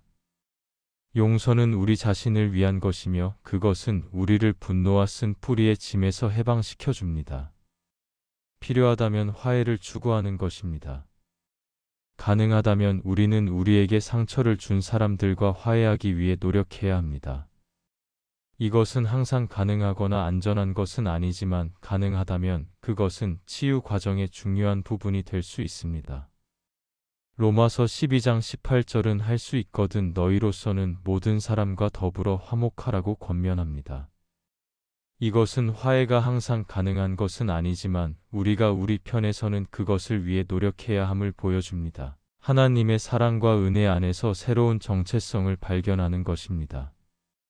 많은 분노는 우리의 가치나 정체성이 위협받았다고 느낄 때 발생합니다. 우리가 하나님 안에서 우리의 참된 가치와 정체성을 발견할 때 우리는 다른 사람들의 행동이나 상황에 덜 영향을 받게 됩니다. 에베소서 1장 5절 6절은 그 기쁘신 뜻대로 우리를 예정하사 예수 그리스도로 말미암아 자기의 아들들이 되게 하셨으니 이는 그가 사랑하시는 자 안에서 우리에게 거저 주시는 바 그의 은혜의 영광을 찬송하게 하려는 것이라라고 말합니다. 우리는 하나님의 사랑받는 자녀이며 이것이 우리의 참된 정체성입니다. 분노 뒤의 상처를 이해하고 치유하는 과정은 시간과 인내를 필요로 합니다. 그것은 하룻밤 사이에 일어나는 일이 아닙니다.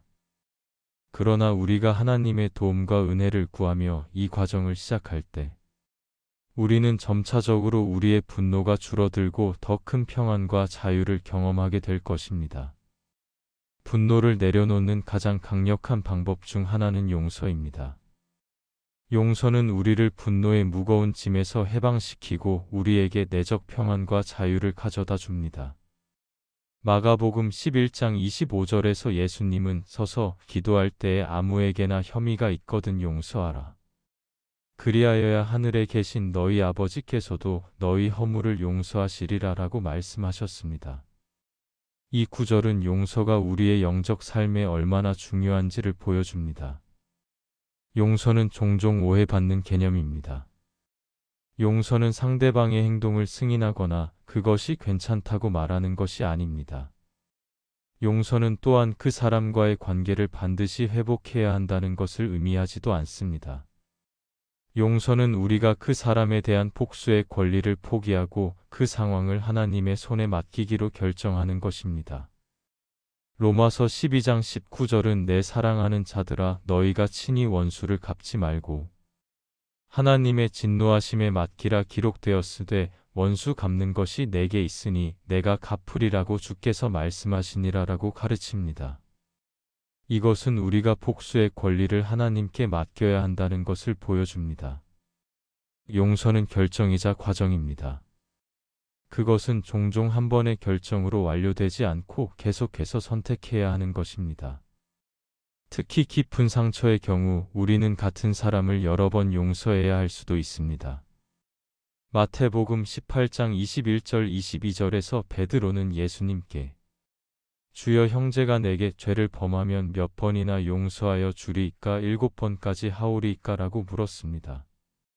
예수님은 7번을 70번까지라도 할지니라 라고 대답하셨습니다. 이것은 용서가 계속되는 과정이며 우리는 계속해서 용서하기로 선택해야 한다는 것을 보여줍니다. 용서는 우리 자신을 위한 것입니다. 용서하지 않음은 종종 우리 자신을 분노와 쓴뿌리의 감옥에 가두는 것과 같습니다. 용서는 우리를 그 감옥에서 해방시켜 줍니다. 누가복음 6장 37절에서 예수님은 비판하지 말라 그리하면 너희가 비판을 받지 않을 것이요 정죄하지 말라. 그리하면 너희가 정죄를 받지 않을 것이요 용서하라. 그리하면 너희가 용서를 받을 것이요 라고 말씀하셨습니다. 이것은 우리가 다른 사람들을 용서할 때 우리 자신도 자유로워진다는 것을 보여줍니다. 용서는 또한 하나님의 용서를 우리의 삶에 풀어놓는 열쇠이기도 합니다. 마태복음 6장 14절 15절에서 예수님은 너희가 사람의 잘못을 용서하면 너희 하늘 아버지께서도 너희 잘못을 용서하시려니와 너희가 사람의 잘못을 용서하지 아니하면 너희 아버지께서도 너희 잘못을 용서하지 아니하시리라 라고 말씀하셨습니다. 이것은 우리가 다른 사람들을 용서하는 것과 하나님께서 우리를 용서하시는 것 사이에 깊은 연결이 있음을 보여줍니다. 용서는 종종 어려운 과정입니다. 특히 깊은 상처를 입었을 때는 더욱 그렇습니다. 그러나 하나님께서는 우리에게 용서할 수 있는 힘과 은혜를 주시기를 원하십니다. 빌립보서 4장 13절은 내게 능력 주시는 자 안에서 내가 모든 것을 할 수 있느니라 라고 말합니다. 이것은 우리가 그리스도 안에서 용서할 수 있는 힘을 찾을 수 있다는 것을 보여줍니다. 용서의 과정에는 몇 가지 중요한 단계가 있습니다. 상처와 분노를 인정하는 것입니다. 용서는 상처가 없었다거나 중요하지 않다고 가장하는 것이 아닙니다. 오히려 그것은 상처와 분노를 정직하게 인정하는 것에서 시작됩니다. 시편 62편 8절은 백성들아 시시로 그를 의지하고 그의 앞에 마음을 토하라 하나님은 우리의 피난처시로다라고 말합니다. 우리는 우리의 상처와 분노를 하나님께 솔직하게 토로할 수 있습니다. 용서하기로 결정하는 것입니다. 용서는 감정이 아니라 의지의 행위입니다. 우리는 감정적으로 준비가 되기를 기다릴 필요 없이 용서하기로 결정할 수 있습니다. 골로새서 3장 13절은 누가 누구에게 불만이 있거든 서로 용납하여 피차 용서하되 주께서 너희를 용서하신 것 같이 너희도 그리하고라고 말합니다. 이것은 우리가 그리스도께서 우리를 용서하신 것처럼 다른 사람들을 용서해야 한다는 것을 보여줍니다. 복수의 권리를 하나님께 맡기는 것입니다.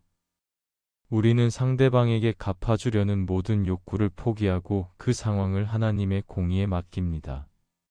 시편 37편 5절 6절은 내 길을 여호와께 맡기라. 그를 의지하면 그가 이루시고 내 의를 빛같이 나타내시며 내 공의를 정오의 빛같이 하시리로다라고 말합니다. 우리는 우리의 상황을 하나님께 맡기고 그분이 공의롭게 다루실 것을 신뢰할 수 있습니다. 상대방을 위해 기도하는 것입니다. 예수님은 마태복음 5장 44절에서 너희 원수를 사랑하며 너희를 박해하는 자를 위하여 기도하라고 가르치셨습니다. 우리가 상대방을 위해 기도할 때 우리의 마음은 점차 변화됩니다. 필요하다면 화해를 추구하는 것입니다. 용서가 항상 관계의 회복을 의미하는 것은 아니지만 가능하다면 화해를 추구하는 것이 좋습니다. 로마서 12장 18절은 할 수 있거든 너희로서는 모든 사람과 더불어 화목하라고 권면합니다. 이것은 화해가 항상 가능한 것은 아니지만 우리가 우리 편에서는 그것을 위해 노력해야 함을 보여줍니다. 용서는 시간이 걸리는 과정일 수 있습니다. 특히 깊은 상처의 경우에는 더욱 그렇습니다. 그러나 우리가 그 과정을 시작하고 하나님의 도움을 구할 때 우리는 점차적으로 분노에서 자유로워지고 더 큰 평안을 경험하게 될 것입니다. 에베소서 4장 31절 32절은 너희는 모든 악독과 노함과 분냄과 떠드는 것과 비방하는 것을 모든 악의와 함께 버리고 서로 친절하게 하며 불쌍히 여기며 서로 용서하기를 하나님이 그리스도 안에서 너희를 용서하심과 같이 하라고 말합니다. 이것은 우리가 그리스도 안에서 경험한 용서를 다른 사람들에게도 베풀어야 함을 보여줍니다. 용서는 분노에서 자유로워지는 길입니다. 그것은 우리를 분노의 무거운 짐에서 해방시키고 우리에게 내적 평안과 자유를 가져다 줍니다. 비록 그것이 어려운 과정일 수 있지만 하나님의 도움으로 우리는 용서할 수 있고 그 과정에서 치유와 회복을 경험할 수 있습니다. 분노를 다루는 가장 강력한 도구 중 하나는 기도입니다. 기도를 통해 우리는 우리의 분노를 하나님께 올려드리고 그분의 평안과 지혜를 구할 수 있습니다. 시편 62편 8절은 백성들아 시시로 그를 의지하고 그의 앞에 마음을 토하라. 하나님은 우리의 피난처시로다라고 말합니다. 이 구절은 우리가 우리의 모든 감정 포함하여 분노를 하나님께 솔직하게 토로할 수 있음을 보여줍니다. 분노를 하나님께 올려드리는 기도에는 몇 가지 중요한 요소가 있습니다. 하나님은 우리의 모든 것을 아시기 때문에 우리는 그분께 우리의 진짜 감정을 솔직하게 표현할 수 있습니다. 시편에서 우리는 종종 시편 기자들이 그들의 분노와 좌절을 솔직하게 표현하는 것을 볼 수 있습니다. 시편 13편 1절 2절에서 다윗은 이렇게 외칩니다. 여호와여 어느 때까지니까 나를 영원히 잊으시나이까 주의 얼굴을 나에게서 어느 때까지 숨기시겠나이까 내가 나의 영혼에 경영하고 종일토록 마음에 근심하기를 어느 때까지 하오며 내 원수가 나를 높이어 자랑하기를 어느 때까지 하리이까. 이것은 우리에게 하나님께서는 우리가 그분께 정직하기를 원하신다는 것을 보여줍니다.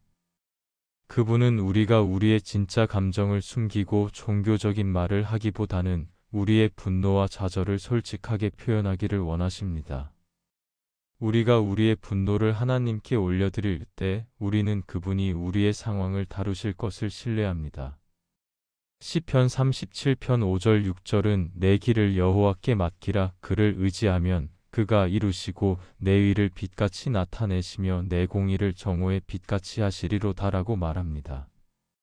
이것은 우리가 우리의 상황을 하나님께 맡기고 그분이 공의롭게 다루실 것을 신뢰할 수 있다는 것을 보여줍니다. 우리는 스스로 상황을 통제하려 하거나 복수하려 하지 않고 하나님께 맡깁니다.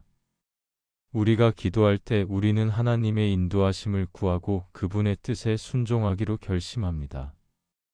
야고보서 1장 19절 20절은 내 사랑하는 형제들아 너희가 알지니 사람마다 듣기는 속히 하고 말하기는 더디하며 성내기도 더디하라. 사람의 성내는 것이 하나님의 의를 이루지 못함이라고 가르칩니다. 이것은 우리의 분노가 종종 하나님의 의를 이루는데 방해가 된다는 것을 보여줍니다. 우리는 우리의 분노를 하나님께 올려드리고 그분의 방식으로 상황을 다루기 위한 인도하심을 구합니다. 우리가 기도할 때 우리는 하나님의 선하심과 신실하심에 대해 감사를 표현합니다. 빌립보서 4장 6-7절은 아무것도 염려하지 말고 다만 모든 일에 기도와 간구로 너희 구할 것을 감사함으로 하나님께 아뢰라.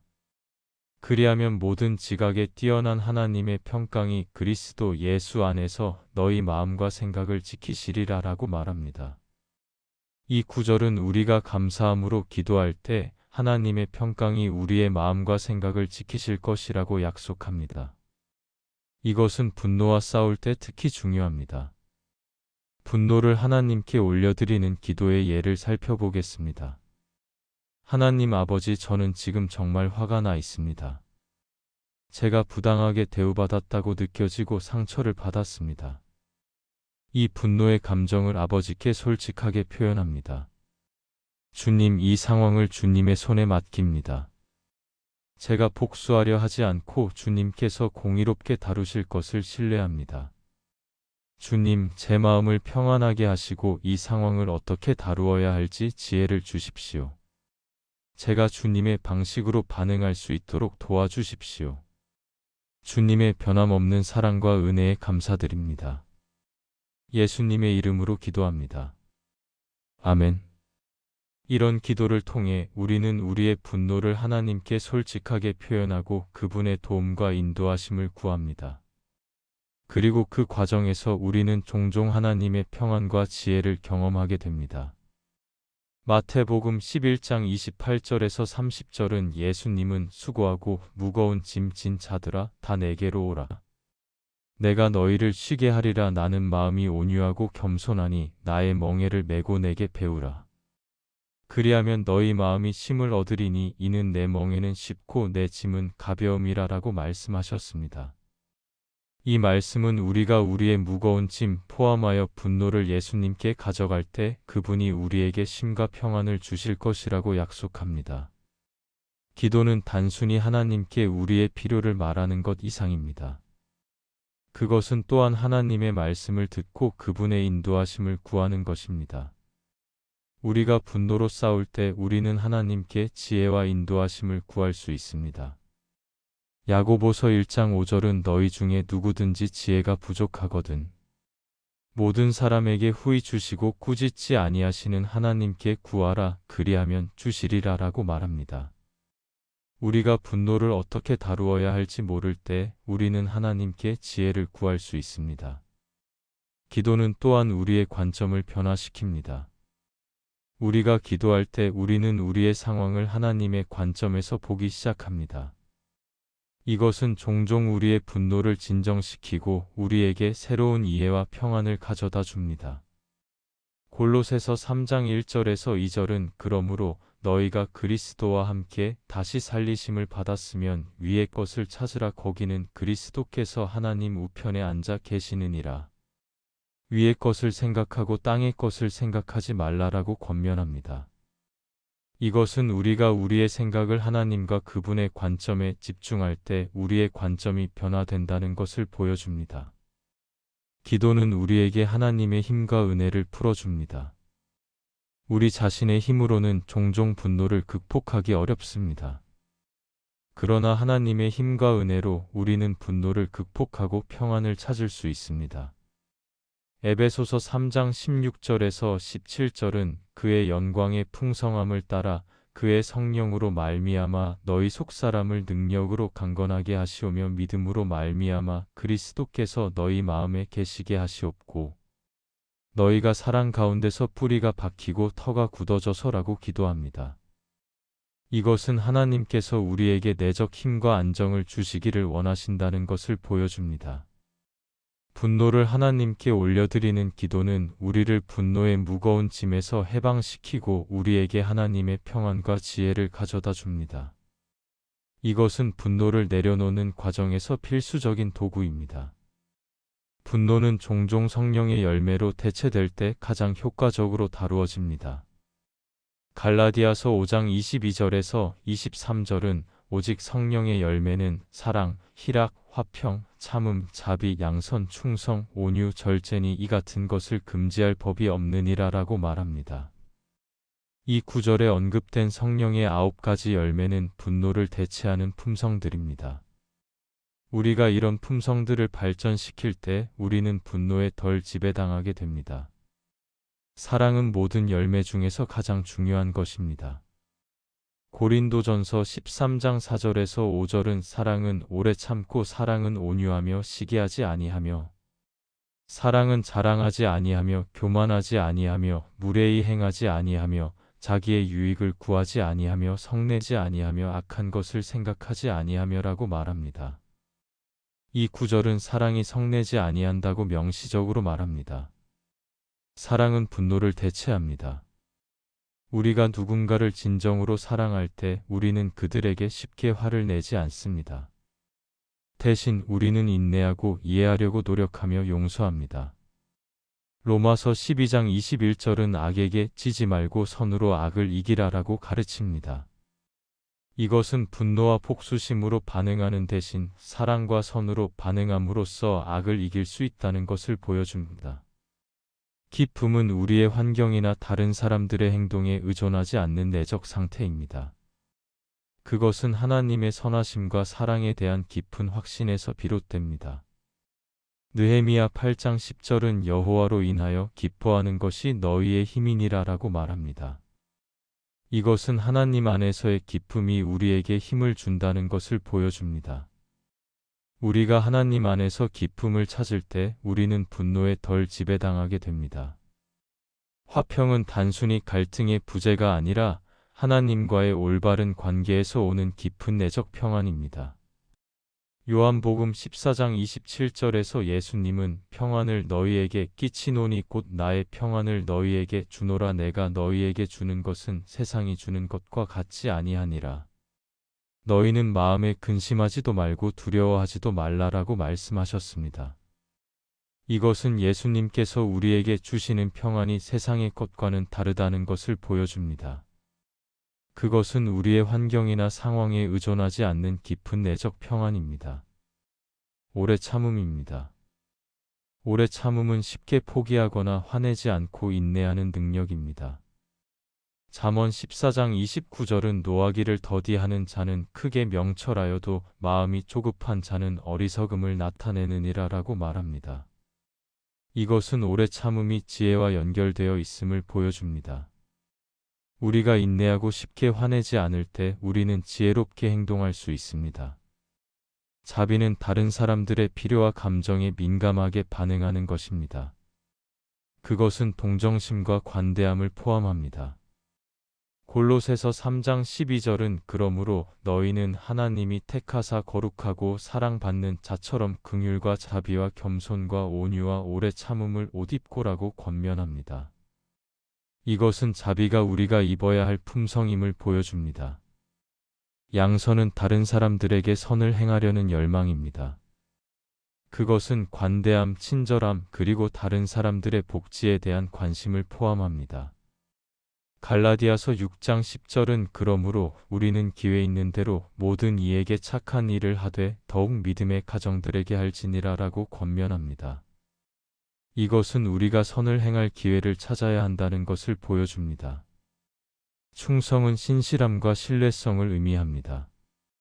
그것은 약속을 지키고 책임을 다하며 다른 사람들에게 신뢰할 수 있는 사람이 되는 것을 포함합니다.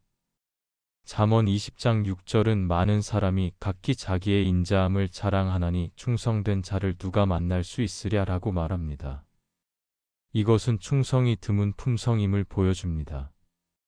온유는 약함이 아니라 통제된 힘입니다. 그것은 하나님께 순종하고 다른 사람들에게 친절하며 자신의 권리를 주장하지 않는 것을 포함합니다. 마태복음 5장 5절에서 예수님은 온유한 자는 복이 있나니 그들이 땅을 기업으로 받을 것이미요라고 말씀하셨습니다. 이것은 온유함이 축복받은 품성임을 보여줍니다. 절제는 자신의 욕망과 감정을 통제하는 능력입니다. 그것은 분노를 포함한 모든 감정을 조절하는 데 중요합니다. 잠언 25장 28절은 자기의 마음을 제어하지 아니하는 자는 성읍이 무너지고 성벽이 없는 것과 같으니라라고 말합니다. 이것은 자기 통제의 중요성을 보여줍니다. 우리가 자신의 감정과 행동을 통제하지 못하면 우리는 외부의 영향에 쉽게 노출됩니다. 이런 성령의 열매들은 우리의 노력만으로는 완전히 발전시킬 수 없습니다. 그것들은 성령님의 역사를 통해 우리 안에 자라납니다. 그러나 우리는 이런 품성들이 자라날 수 있는 환경을 조성할 수 있습니다. 우리는 성령님께 우리 안에 이런 품성들을 발전시켜 달라고 기도할 수 있습니다. 에베소서 5장 18절은 술 취하지 말라 이는 방탕한 것이니 오직 성령으로 충만함을 받으라라고 권면합니다. 이것은 우리가 성령님의 충만함을 구해야 한다는 것을 보여줍니다. 성경은 우리의 생각과 마음을 변화시키는 힘이 있습니다. 시편 1장 2절 3절은 오직 여호와의 율법을 즐거워하여 그의 율법을 주야로 묵상하는도다. 그는 시냇가에 심은 나무가 철을 따라 열매를 맺으며 그 잎사귀가 마르지 아니함 같으니 그가 하는 모든 일이 다 형통하리로다라고 말합니다. 이것은 하나님의 말씀을 묵상하는 사람이 열매를 맺는다는 것을 보여줍니다. 우리가 하나님과 더 깊은 관계를 가질수록 우리는 더 많이 그분을 닮아갑니다. 고린도후서 3장 18절은 우리가 다 수건을 벗은 얼굴로 거울을 보는 것 같이 주의 영광을 보매 그와 같은 형상으로 변화하여 영광에서 영광에 이르니 곧 주의 영으로 말미암음이니라라고 말합니다. 이것은 우리가 하나님을 바라볼 때 우리가 그분의 형상으로 변화된다는 것을 보여줍니다. 우리는 다른 믿는 자들과의 교제를 통해 성장합니다. 히브리서 10장 24절 25절은 서로 돌아보아 사랑과 선행을 격려하며 모이기를 패하는 어떤 사람들의 습관과 같이 하지 말고 오직 권하여 그날이 가까움을 볼수록 더욱 그리하자라고 권면합니다. 이것은 믿음의 공동체에 참여하는 것의 중요성을 보여줍니다. 성령의 열매는 분노를 대체하는 품성들입니다. 우리가 이런 품성들을 발전시킬 때 우리는 분노에 덜 지배당하고 더 많은 평안과 기쁨을 경험하게 됩니다. 분노를 효과적으로 관리하기 위해서는 성경적 원칙과 함께 실제적인 전략들이 필요합니다. 다음은 분노를 건강하게 다루는 데 도움이 될 수 있는 몇 가지 실제적인 전략들입니다. 우리 모두는 분노가 쌓일 때 경험하는 독특한 신체적, 정서적 신호가 있습니다. 일부 사람들은 가슴이 빨리 뛰거나 얼굴이 달아오르거나 호흡이 빨라지는 것을 느낍니다. 다른 사람들은 근육이 긴장되거나 목소리가 높아지거나 주먹을 쥐는 것을 알아차립니다. 잠언 22장 3절은 슬기로운 자는 재앙을 보면 숨어 피하여도 어리석은 자들은 나가다가 해를 받느니라라고 말합니다. 이것은 지혜로운 사람이 위험을 미리 인식하고 그것을 피한다는 것을 보여줍니다. 마찬가지로 우리가 분노의 초기 신호를 인식할 때 우리는 그것이 통제할 수 없게 되기 전에 조치를 취할 수 있습니다. 우리가 분노가 고조되는 것을 느낄 때 잠시 상황에서 벗어나는 것이 도움이 될 수 있습니다. 이것은 도망치는 것이 아니라 우리의 감정을 진정시키고 더 차분하게 상황을 처리할 수 있는 기회를 주는 것입니다. 잠언 17장 27절은 말을 아끼는 자는 지식이 있고 성품이 냉철한 자는 명철하니라라고 말합니다. 이것은 우리가 감정에 압도되었을 때 말하기보다는 침묵을 지키는 것의 지혜를 보여줍니다. 깊고 의식적인 호흡은 우리의 신체를 진정시키고 분노의 신체적 증상을 감소시키는 데 도움이 될 수 있습니다. 근육 이완 기법도 도움이 될 수 있습니다. 요한복음 14장 27절에서 예수님은 평안을 너희에게 끼치노니 곧 나의 평안을 너희에게 주노라. 내가 너희에게 주는 것은 세상이 주는 것과 같지 아니하니라. 너희는 마음에 근심하지도 말고 두려워하지도 말라라고 말씀하셨습니다. 이것은 예수님께서 우리에게 평안을 주시기를 원하신다는 것을 보여줍니다. 깊은 호흡과 이완은 그 평안을 경험하는 데 도움이 될 수 있습니다. 우리의 분노는 종종 우리의 생각과 해석에서 비롯됩니다. 우리가 상황을 어떻게 해석하느냐에 따라 우리의 감정적 반응이 달라질 수 있습니다. 예를 들어 누군가가 약속을 지키지 않았을 때 우리는 그들은 나를 존중하지 않는다, 그들은 의도적으로 나를 무시했다 등으로 해석할 수 있습니다. 그러나 우리가 그들이 정말 바쁜가 보다, 무슨 급한 일이 생겼나 보다 등으로 해석한다면 우리의 감정적 반응은 매우 다를 것입니다. 빌립보서 4장 8절은 끝으로 형제들아 무엇에든지 참되며 무엇에든지 경건하며 무엇에든지 옳으며 무엇에든지 정결하며 무엇에든지 사랑받을 만하며 무엇에든지 칭찬받을 만하며 무슨 덕이 있든지 무슨 기림이 있든지 이것들을 생각하라라고 권면합니다. 이것은 우리가 우리의 생각을 통제하고 긍정적이고 건설적인 것들에 집중해야 한다는 것을 보여줍니다. 분노를 억누르거나 폭발시키는 대신 우리는 건강한 방식으로 그것을 표현할 수 있습니다. 에베소서 4장 15절은 오직 사랑 안에서 참된 것을 하여 범사에 그에게까지 잘 알지라. 그는 머리니 곧 그리스도라라고 말합니다. 이것은 우리가 진리를 말할 때 그것을 사랑 안에서 해야 한다는 것을 보여줍니다. 분노는 종종 용서의 부족에서 비롯됩니다.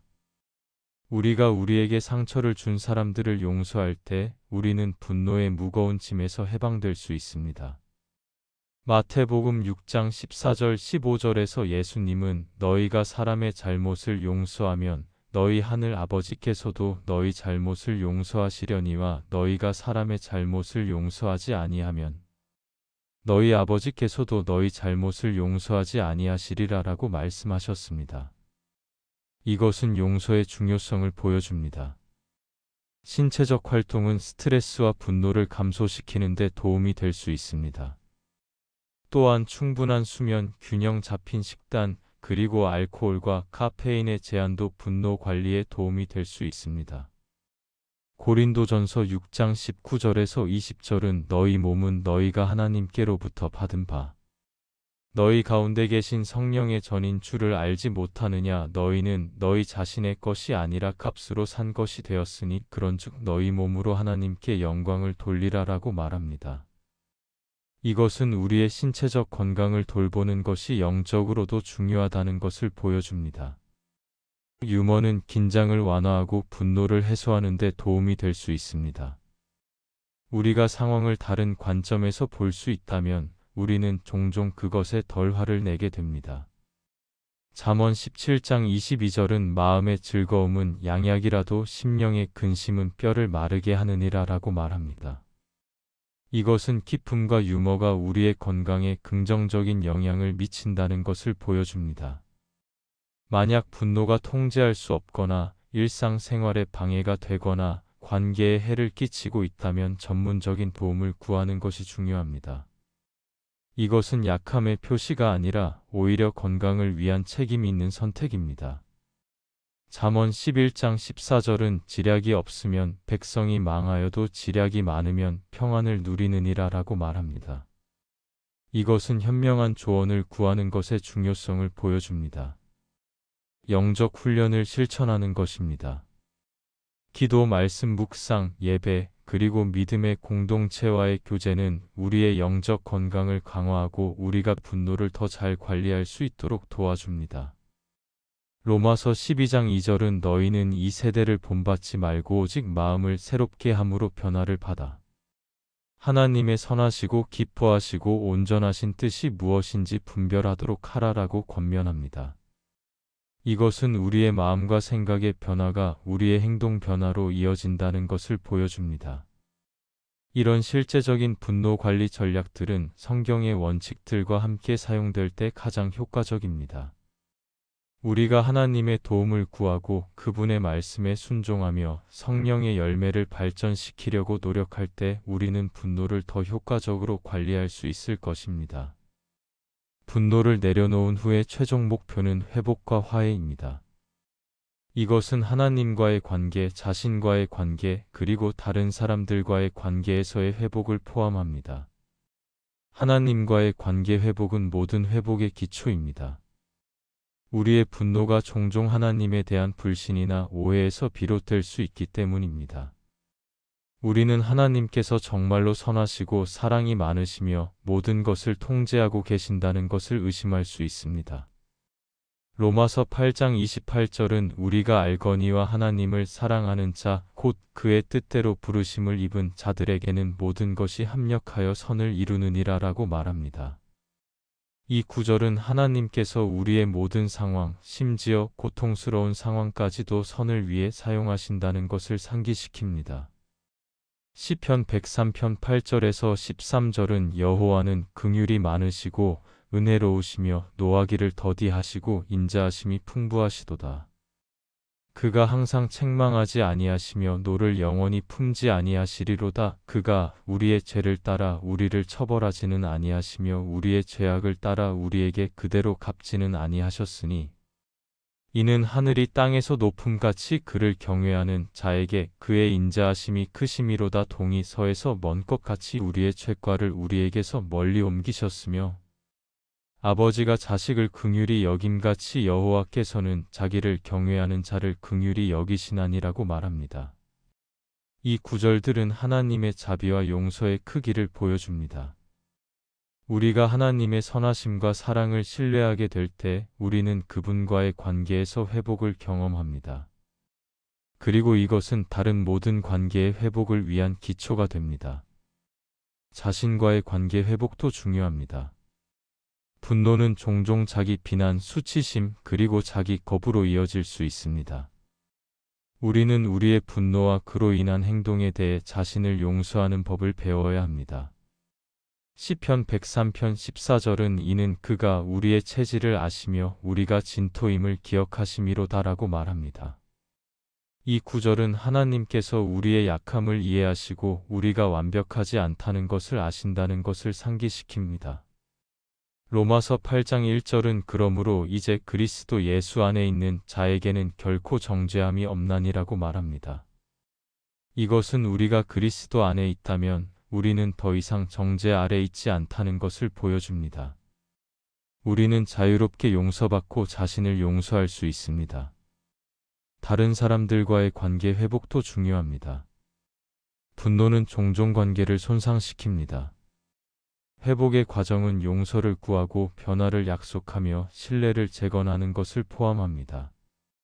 마태복음 5장 23절에서 24절은 예수님은 그러므로 예물을 제단에 드리려다가 거기서 내 형제에게 원망 들을 만한 일이 있는 것이 생각나거든 예물을 제단 앞에 두고 먼저 가서 형제와 화목하고 그 후에 와서 예물을 드리라라고 말씀하셨습니다. 이것은 관계의 회복이 하나님께 드리는 예배보다 우선한다는 것을 보여줍니다. 회복은 종종 4가지 중요한 단계를 포함합니다. 우리는 우리의 잘못과 그것이 다른 사람에게 미친 영향을 인정해야 합니다. 이것은 책임감과 정직함을 요구합니다. 잠언 28장 13절은 자기의 죄를 숨기는 자는 형통하지 못하나 죄를 자복하고 버리는 자는 불쌍히 여김을 받으리라라고 말합니다. 이것은 우리의 잘못을 인정하는 것의 중요성을 보여줍니다. 우리는 진심으로 사과하고 우리의 행동에 대한 책임을 져야 합니다. 진정한 사과는 변명이나 정당화 없이 상대방의 감정을 인정하고 진심으로 유감을 표현합니다. 야고보서 5장 16절은 그러므로 너희 죄를 서로 고백하며 병이 낫기를 위하여 서로 기도하라. 의인의 간구는 역사하는 힘이 큼이니라라고 말합니다. 이것은 죄의 고백이 치유로 이어질 수 있다는 것을 보여줍니다. 진정한 회개는 행동의 변화로 이어집니다.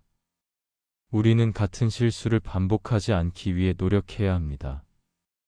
에베소서 4장 22절에서 24절은 너희는 유혹의 욕심을 따라 썩어져 가는 구습을 따르는 옛 사람을 벗어버리고 오직 너희의 심령이 새롭게 되어 하나님을 따라 의와 진리의 거룩함으로 지으심을 받은 새 사람을 입으라라고 권면합니다. 이것은 우리의 행동의 변화가 필요하다는 것을 보여줍니다. 신뢰는 시간이 지남에 따라 일관된 행동을 통해 재건됩니다.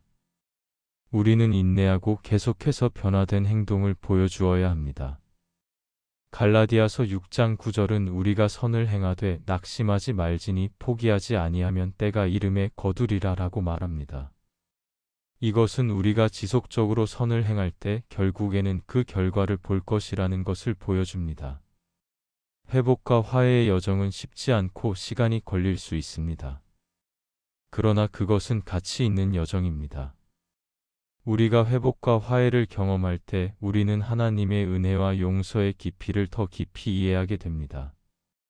고린도후서 5장 18절에서 19절은 모든 것이 하나님께로서 났으며 그가 그리스도로 말미암아 우리를 자기와 화목하게 하시고 또 우리에게 화목하게 하는 직분을 주셨으니 곧 하나님께서 그리스도 안에 계시사 세상을 자기와 화목하게 하시며 그들의 죄를 그들에게 돌리지 아니하시고 화목하게 하는 말씀을 우리에게 부탁하셨느니라라고 말합니다. 이것은 하나님께서 그리스도를 통해 우리를 자신과 화목하게 하셨고 또한 우리에게 화해의 메시지를 전하는 직분을 주셨다는 것을 보여줍니다. 우리가 하나님과 화해하고 자신과 화해하며 다른 사람들과 화해할 때 우리는 하나님의 화해 사역에 참여하게 됩니다. 그리고 이것은 궁극적으로 하나님의 영광과 그분의 나라의 확장으로 이어집니다. 오늘 우리는 분노라는 강력한 감정의 여러 측면을 함께 살펴보았습니다. 분노는 우리 모두가 경험하는 자연스러운 감정이지만 그것이 통제되지 않으면 우리의 삶과 관계에 심각한 해를 끼칠 수 있습니다. 성경에서 우리는 다양한 분노의 사례들을 보았습니다. 가인의 통제되지 않은 분노는 살인으로 이어졌고 모세의 분노는 그가 약속의 땅에 들어가지 못하게 했습니다. 요나는 하나님의 자비에 대해 분노했고 욥은 그의 고통 속에서 질문과 분노를 표현했습니다. 그러나 우리는 또한 분노를 건강하게 다루는 방법도 배웠습니다. 다윗은 그의 분노를 하나님께 맡기는 지혜를 보여주었고 예수님은 거룩한 의분을 보여주셨습니다. 바울은 하나님 나라를 위한 열정에서 비롯된 거룩한 분노의 예를 보여주었습니다. 우리는 분노 뒤의 상처를 이해하고 치유하는 과정, 용서를 통해 분노에서 자유로워지는 방법, 기도의 힘을 통해 분노를 하나님께 올려드리는 방법, 그리고 성령의 열매를 통해 분노를 대체하는 품성들을 발전시키는 방법에 대해 살펴보았습니다. 또한 우리는 실제적인 분노 관리 전략들과 회복과 화해의 여정에 대해서도 논의했습니다. 이 모든 것의 핵심은 간단합니다. 우리가 참을 수 없는 분노를 주님께 맡길 때 우리 마음에 참된 평안이 임합니다. 하나님은 우리의 모든 감정, 심지어 분노까지도 이해하시고 받아들이십니다. 그러나 그분은 또한 우리가 그 분노를 건강하게 다루고 그것을 그분께 맡기기를 원하십니다. 에베소서 4장 26절에서 27절은 분을 내어도 죄를 짓지 말며 해가 지도록 분을 품지 말고 마귀에게 틈을 주지 말라라고 권면합니다. 이것은 분노 자체는 죄가 아니지만 그것이 통제되지 않거나 오래 지속되면 죄로 이어질 수 있다는 것을 보여줍니다. 빌립보서 4장 6절에서 7절은 아무것도 염려하지 말고 다만 모든 일에 기도와 간구로 너희 구할 것을 감사함으로 하나님께 아뢰라. 그리하면 모든 지각에 뛰어난 하나님의 평강이 그리스도 예수 안에서 너희 마음과 생각을 지키시리라라고 말합니다. 이것은 우리가 우리의 모든 근심 포함하여 분노를 하나님께 가져갈 때 그분의 평강이 우리의 마음과 생각을 지켜주실 것이라고 약속합니다. 오늘 우리가 배운 교훈을 실제 생활에 적용해 봅시다. 분노를 느낄 때 그것을 억누르거나 폭발시키는 대신 잠시 멈추고 그 분노의 원인을 생각해 봅시다. 그리고 그 분노를 하나님께 솔직하게 표현하고 그분의 도움과 인도하심을 구합시다. 우리가 상처를 준 사람들에게 용서를 구하고 우리를 상처 준 사람들을 용서합시다. 그리고 성령의 열매, 특히 사랑, 화평, 오래 참음, 온유, 절제를 발전시키기 위해 노력합시다. 이렇게 할 때 우리는 점차적으로 분노에서 자유로워지고 하나님의 평안과 기쁨을 더 깊이 경험하게 될 것입니다. 마지막으로 같이 기도하며 마치겠습니다. 사랑의 하나님, 우리의 모든 감정, 심지어 분노까지도 이해하시고 받아들여 주셔서 감사합니다. 우리가 때로는 분노에 휩싸여 주님의 뜻과 다른 방향으로 행동할 때가 있음을 고백합니다. 우리의 분노를 건강하게 다루고 그것을 주님께 맡길 수 있는 지혜와 은혜를 주시옵소서. 우리가 상처를 준 사람들을 용서하게 도와주시고 또한 우리가 상처를 준 사람들에게 용서를 구할 수 있는 겸손을 주시옵소서. 우리 안에 성령의 열매, 특히 사랑, 화평, 오래 참음, 온유, 절제를 자라게 하시옵소서. 우리의 모든 관계, 주님과의 관계, 자신과의 관계, 그리고 다른 사람들과의 관계에서 회복과 화해가 일어나게 하시옵소서. 우리가 참을 수 없는 분노를 주님께 맡길 때 주님의 참된 평안이 우리 마음에 임하게 하시옵소서. 예수님의 이름으로 기도합니다. 아멘.